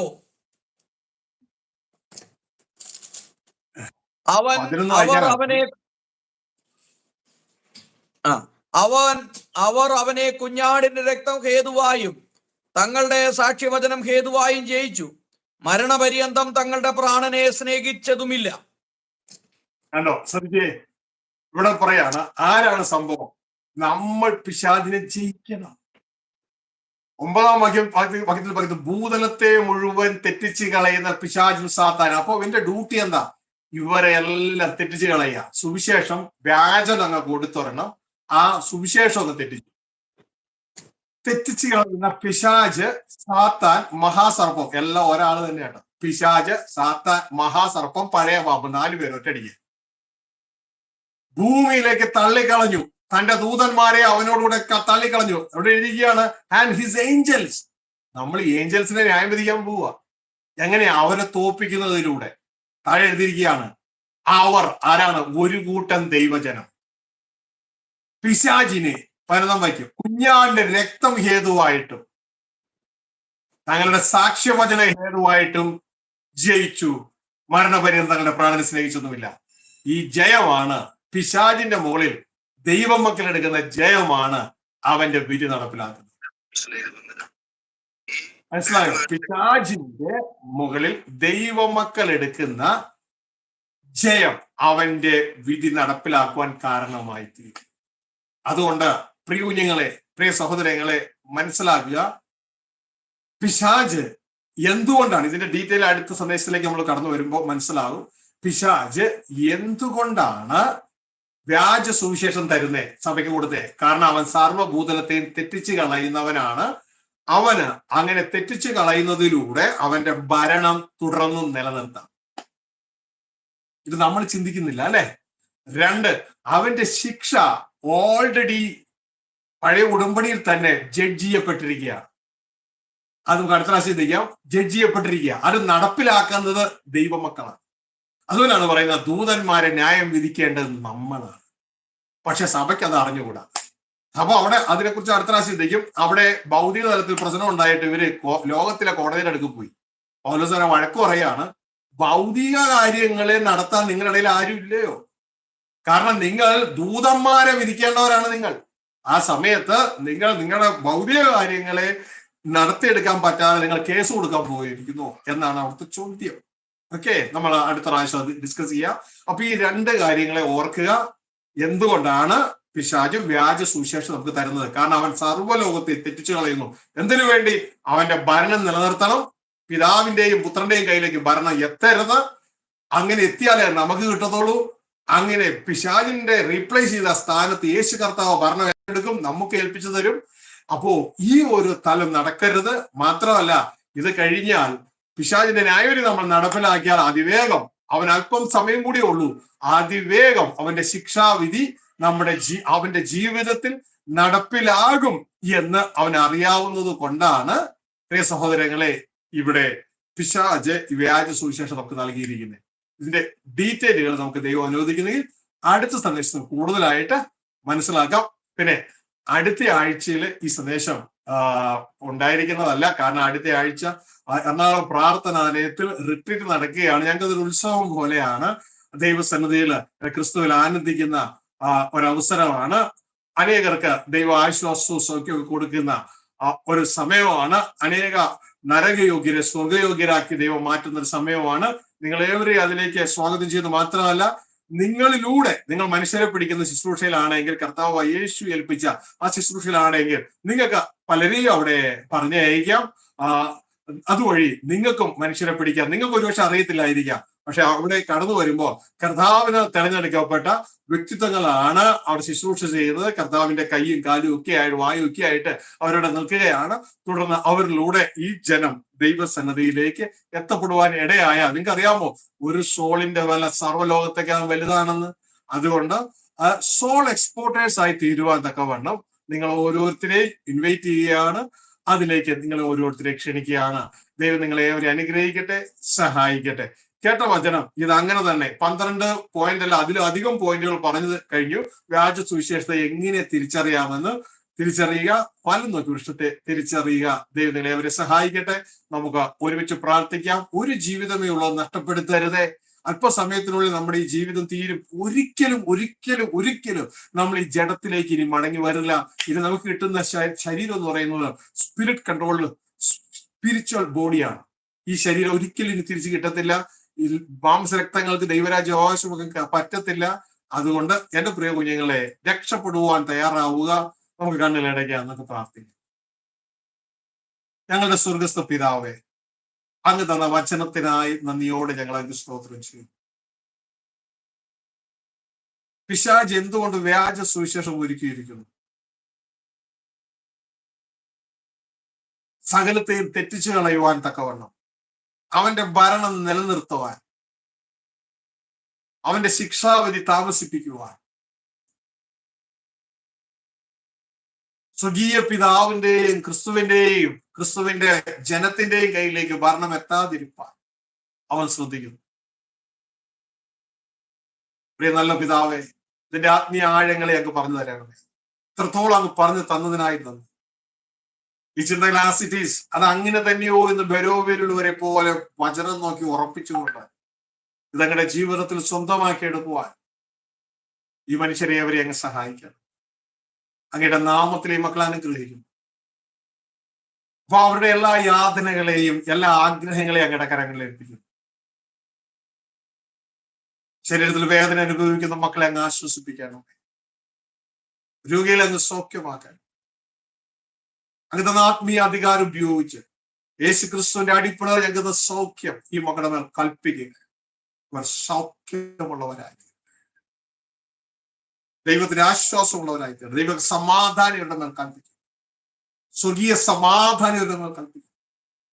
എല്ലാ മേഖലകളിലും ഈ മക്കളുടെ അനുഗ്രഹീതരായി വെളിപ്പാണ്. ഇതുമായി ബന്ധപ്പെട്ട ഗോസ്പൽ ടിവിക്കും അങ്ങയുടെ ദാസൻ സാജുവിനും കുടുംബത്തിനും പ്രവർത്തകർക്കും എല്ലാമായി സ്തോത്രിച്ചു. എല്ലാ മഹിള മക്കളെ കാത്തു പരിപാലിച്ചാണ് ഈ സന്ദേശം ഇപ്പോൾ കേട്ട ഇനി കേൾക്കുന്ന എല്ലാ മക്കളെ അങ്ങയുടെ കരങ്ങളിൽ ഏൽപ്പിക്കുന്നു. അവരെല്ലാവരും കർത്താവ് ഉപദേശിക്കപ്പെട്ടവരും കർത്താവിന്റെ വഴി നടക്കുന്നവരുമായി തന്നെ സഹായിക്കും. സർവമഹത്വ പിതാവ് ഞങ്ങൾ അങ്ങേക്ക് തരും, യേശുവിൻ നാമത്തിൽ. ആമേൻ, ആമേൻ, ആമേൻ. ദൈവം നിങ്ങളെ ഏവരെയും സഹായിക്കട്ടെ, കൂട്ടായിരിക്കട്ടെ. ദൈവം അനുവദിക്കുന്നുവെങ്കിൽ നമുക്ക് വീണ്ടും ഈ ചാനലിൽ കാണാം. അപ്പൊ തന്നെ നിങ്ങൾ കൂടുതലായി വചനത്തോട് താല്പര്യമുള്ളവരുണ്ടെങ്കിൽ നിങ്ങൾക്ക് ഈ വ്യാഴാഴ്ച മാത്രം കാത്തിരിക്കേണ്ട. നിങ്ങൾക്ക് ഞങ്ങളുടെ വെബ്സൈറ്റ് ഉണ്ട്, www.kingdommessages.com. ആ വെബ്സൈറ്റിലേക്ക് കടന്നു വന്നാൽ ധാരാളം സന്ദേശങ്ങൾ നിങ്ങൾക്ക് അതിലുണ്ട്. സന്ദേശങ്ങൾ മാത്രമല്ല, നമ്മുടെ പുസ്തകങ്ങൾ ഇതുണ്ട്. ഇത് ഹാർഡ് കോപ്പിയാണ്. ഫാദേഴ്സ് ബിസിനസ്, ഇതിന്റെ മറ്റുള്ള വോളിയങ്ങളും ഒക്കെ PDF ഫോർമാറ്റില് വെബ്സൈറ്റിലുണ്ട്. നിങ്ങൾക്ക് അത് വായിക്കാം. മാത്രമല്ല, നമ്മുടെ ഗാന സന്ദേശങ്ങൾ വെബ്സൈറ്റിലുണ്ട്, ഡെയിലി ബ്രെഡ് വെബ്സൈറ്റിലുണ്ട്. നിങ്ങൾക്ക് അത് സന്ദർശിക്കാം. അല്ല, നിങ്ങൾക്ക് യൂട്യൂബിലൂടെ കാണണം എന്ന് താല്പര്യമെങ്കിൽ SVJ മെസ്സേജസ്, ഷാജി വെമ്പനാട്ട് ജോസഫ്, ആ SVJ ഒരു സ്പേസ് ഇട്ടിട്ട് മെസ്സേജസ് അടിച്ചാൽ നിങ്ങൾക്ക് ആ സൈറ്റ് കടന്നു വരും, ആ യൂട്യൂബ് ചാനൽ കടന്നു വരും. നിങ്ങൾ സബ്സ്ക്രൈബ് ചെയ്യുകയാണെങ്കിൽ നിങ്ങൾക്ക് അതിലൂടെ അതിൽ 1000-2000 മെസ്സേജുകളോളം ഉണ്ട്. നിങ്ങൾക്ക് സൗജന്യമായിട്ട് ദൈവം തന്നിരിക്കുകയാണ്. ശ്രദ്ധിക്കുക, കഴിയുന്ന ഡൗൺലോഡ് ചെയ്ത് കീപ്പ് ചെയ്യാൻ ശ്രമിക്കുക. കുറച്ച് നാളുകൾ കഴിഞ്ഞാൽ പ്രിയ മക്കൾക്ക്, ദൈവമക്കൾക്ക് ഓൺലൈൻ ഫെസിലിറ്റികൾ ഒന്നും അവൈലബിൾ ആയിരിക്കത്തില്ല എന്ന് മനസ്സിലാക്കിക്കൊണ്ട് അതെല്ലാം ബുദ്ധിപൂർവ്വം കരുതുന്നവരായി തീരണമെന്ന് പ്രത്യേകം ഓർപ്പിക്കുകയാണ്. ദൈവം നിങ്ങളെ അവരെ സഹായിക്കട്ടെ. അപ്പൊ തന്നെ ഫേസ്ബുക്കിൽ ഫോളോ ചെയ്യാൻ മറക്കരുത്. ഫ്രണ്ട്ഷിപ്പ് റിക്വസ്റ്റ് അയക്കരുത്, ഇനിയും ഗ്യാപ്പില്ല. അതുകൊണ്ട് ഫോളോ ചെയ്യാനായിട്ട് മറക്കരുത്. നിങ്ങള് ഇതിലൂടെ എല്ലാ സ്വർഗത്തിലും വളർത്തുവാനായിട്ട് ഇടയാകും. ദൈവങ്ങളെ അവരെ സഹായിക്കട്ടെ, കൂട്ടായിരിക്കട്ടെ. ഇത്രത്തോളം ക്രമീകരണം ഒരുക്കിയ ദൈവത്തിന് നന്ദി പറയുന്നു. അതിനുപയോഗിച്ച് സാജുബോധനം ഗോസ്പൽ ടിവിക്കുമായി ദൈവത്തിന് സ്തോത്രം. ദൈവം സഹായിക്കട്ടെ, കൂട്ടായിരിക്കട്ടെ. എല്ലാവരോടും വീണ്ടും ഒരു പ്രാവശ്യം കൂടി നന്ദി പറയുന്നു. Praise the Lord. എല്ലാ പ്രിയപ്പെട്ടവർക്കും സ്നേഹവന്ദനം. ദൈവം എല്ലാവരെയും ധാരാളമായിട്ട് അനുഗ്രഹിക്കട്ടെ. ഇന്ന് നമ്മൾ കേട്ട വചനം നിങ്ങളെല്ലാവരും നിങ്ങളുടെ ജീവിതത്തിൽ ക്രിയ ചെയ്യട്ടെ എന്ന് ആത്മാർത്ഥമായിട്ട് ആഗ്രഹിക്കുന്നു. പാസ്റ്റർ ഷാജി ജോസഫിനോടുള്ള നന്ദി അറിയിക്കുന്നു. ദൈവം ധാരാളമായിട്ട് അനുഗ്രഹിക്കട്ടെ. എല്ലാ ദിവസവും വൈകുന്നേരം 8 മണി തൊട്ട് നമുക്ക് മീറ്റിംഗ് ഉണ്ട്. നിങ്ങൾ അതിൽ പങ്കെടുക്കുക. ഇന്ന് 10:30 മുനമ്പം വിഷയവുമായി ബന്ധപ്പെട്ട് ലൈവ് ഉണ്ട്. കാരണം അത് ഇതുമായിട്ട് ബന്ധപ്പെട്ടല്ല, പാസ്റ്റർ മീറ്റിംഗ് കഴിഞ്ഞു. മുനമ്പത്ത് പിന്നെ മുനമ്പം നിവാസികളെ ചതിച്ച കോൺഗ്രസ് എംപിമാരും ഇടതുപക്ഷത്തിനെയും എംപിമാരെയും ചെരുപ്പുമാലയിട്ട് സ്വീകരിക്കണം. അത് പൊതുജനത്തിന്റെ ഒരു വികാരമാണ്. പ്രത്യേകിച്ച് ഹൈബി ഈഡൻ എന്ന് പറയുന്ന എംപിക്ക് ചെരുപ്പുമാല ഇട്ട് സ്വീകരിക്കണം. അപ്പൊ അതിനെക്കുറിച്ച് 10:30 ഒരു ലൈവ് ഉണ്ട്, നിങ്ങളെല്ലാവരെയും ക്ഷണിക്കുന്നു. നാളെ വൈകുന്നേരം ബ്രദർ ഷാജി തോപ്പിലിന്റെ നേതൃത്വത്തിലുള്ള ക്ലാസ് ഉണ്ട്. രാത്രിയിൽ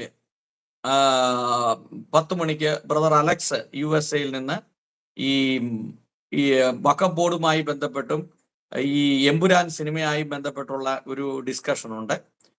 അമേരിക്കൻ മേഖലയിലുള്ള ആളുകളും പൊതുവെ ക്രിസ്ത്യാനികളുടെ പ്രതികരണത്തെ കുറിച്ചൊക്കെ. അപ്പൊ നമുക്ക് വീണ്ടും 10:30 കാണാം. എല്ലാവരെയും ദൈവം ധാരാളമായിട്ട് അനുഗ്രഹിക്കട്ടെ എന്ന് ആത്മാർത്ഥമായിട്ട് പ്രാർത്ഥിക്കുന്നു. സുവിശേഷത്തോടൊപ്പം രാഷ്ട്രീയ ചിന്തകളും നമ്മുടെ സമൂഹത്തിൽ നടക്കുന്ന പ്രശ്നങ്ങളെയും നമ്മൾ അറിഞ്ഞിരിക്കണം. പൊതുവെ പെന്തക്കോസുകാരായ ആളുകൾക്ക് ഒരു പ്രത്യേകത, പൊതുലോകമായിട്ട് യാതൊരു ബന്ധവുമില്ല. എങ്കിലും നമ്മുടെ സമൂഹം നേരിടുന്ന വെല്ലുവിളികളെ കുറിച്ച് നമ്മൾ അറിഞ്ഞിരിക്കണം. അത് നമുക്ക് ആവശ്യമാണ്. അപ്പൊ എല്ലാവരെയും ദൈവം അനുഗ്രഹിക്കട്ടെ എന്ന് ആത്മാർത്ഥമായിട്ട് പ്രാർത്ഥിക്കുന്നു. അപ്പൊ 10:30 നമുക്ക് വീണ്ടും കാണാം. എല്ലാവരും ദൈവം അനുഗ്രഹിക്കട്ടെ. പാസ്റ്ററെ വളരെയധികം നന്ദി. ദൈവം ധാരാളമായിട്ട് അനുഗ്രഹിക്കട്ടെ. ഇവിടെ കറണ്ടിൻ്റെതായുള്ള പ്രശ്നമുള്ളതെന്നാണ് ഇടയ്ക്കിടയ്ക്ക് എഴുതിയിട്ട് പോകുന്നത്. ചേഞ്ചർ മാറ്റണം. അപ്പം ഈ ഉത്തർപ്രദേശിന്റെ ബീഹാറിന്റെ ഒക്കെ പ്രത്യേകം എന്ന് പറഞ്ഞാൽ ഇവിടെ കൃഷിയിടങ്ങളാണ്. അപ്പോൾ രാവിലെ 10 മണിയാവുമ്പോൾ ഇലക്ട്രിസിറ്റി വിഭാഗം കറണ്ട് ഓഫാക്കും. കാരണം നെൽപ്പാടങ്ങൾ ഇങ്ങനെ വിളഞ്ഞു കിടക്കുക. അപ്പം ഈ ലൈൻ പൊട്ടി വീണ് തീ പിടിക്കാനുള്ള സാധ്യതയുണ്ട്. ചൂടായതുകൊണ്ട് ഭയങ്കര ചൂടാ. അത് ഗവൺമെന്റ് അത് ഓഫ് ചെയ്യുന്നതാണ്. അപ്പം അതുകൊണ്ട് രാവിലെ 10 മണി തൊട്ട് വൈകുന്നേരം ഒരു 6 മണി വരെ ലൈൻ കറണ്ട് വരില്ല. അപ്പം ബാക്കിയുള്ള സമയത്താണ് കറണ്ട് വരുന്നത്. അപ്പൊ അതിൻ്റെതായിട്ടുള്ള ഒരു പ്രശ്നങ്ങൾ ഇവിടെ ഉണ്ട്. പൊതുവെ നോർത്ത് ഇന്ത്യൻ സംസ്ഥാനങ്ങളെ കുറിച്ചൊക്കെ നിങ്ങൾ പഠിക്കുക, ഇവിടുത്തെ കാര്യങ്ങളെ കുറിച്ചൊക്കെ. അപ്പൊ എന്തായാലും ദൈവം ധാരാളമായിട്ട് അനുഗ്രഹിക്കട്ടെ പാസ്റ്ററെ. ദൈവം അനുഗ്രഹിക്കട്ടെ. ഓക്കെ, ഈ മീറ്റിംഗിൽ കേട്ട എല്ലാവരോടുള്ള നന്ദി അറിയിക്കുന്നു. ഓക്കെ.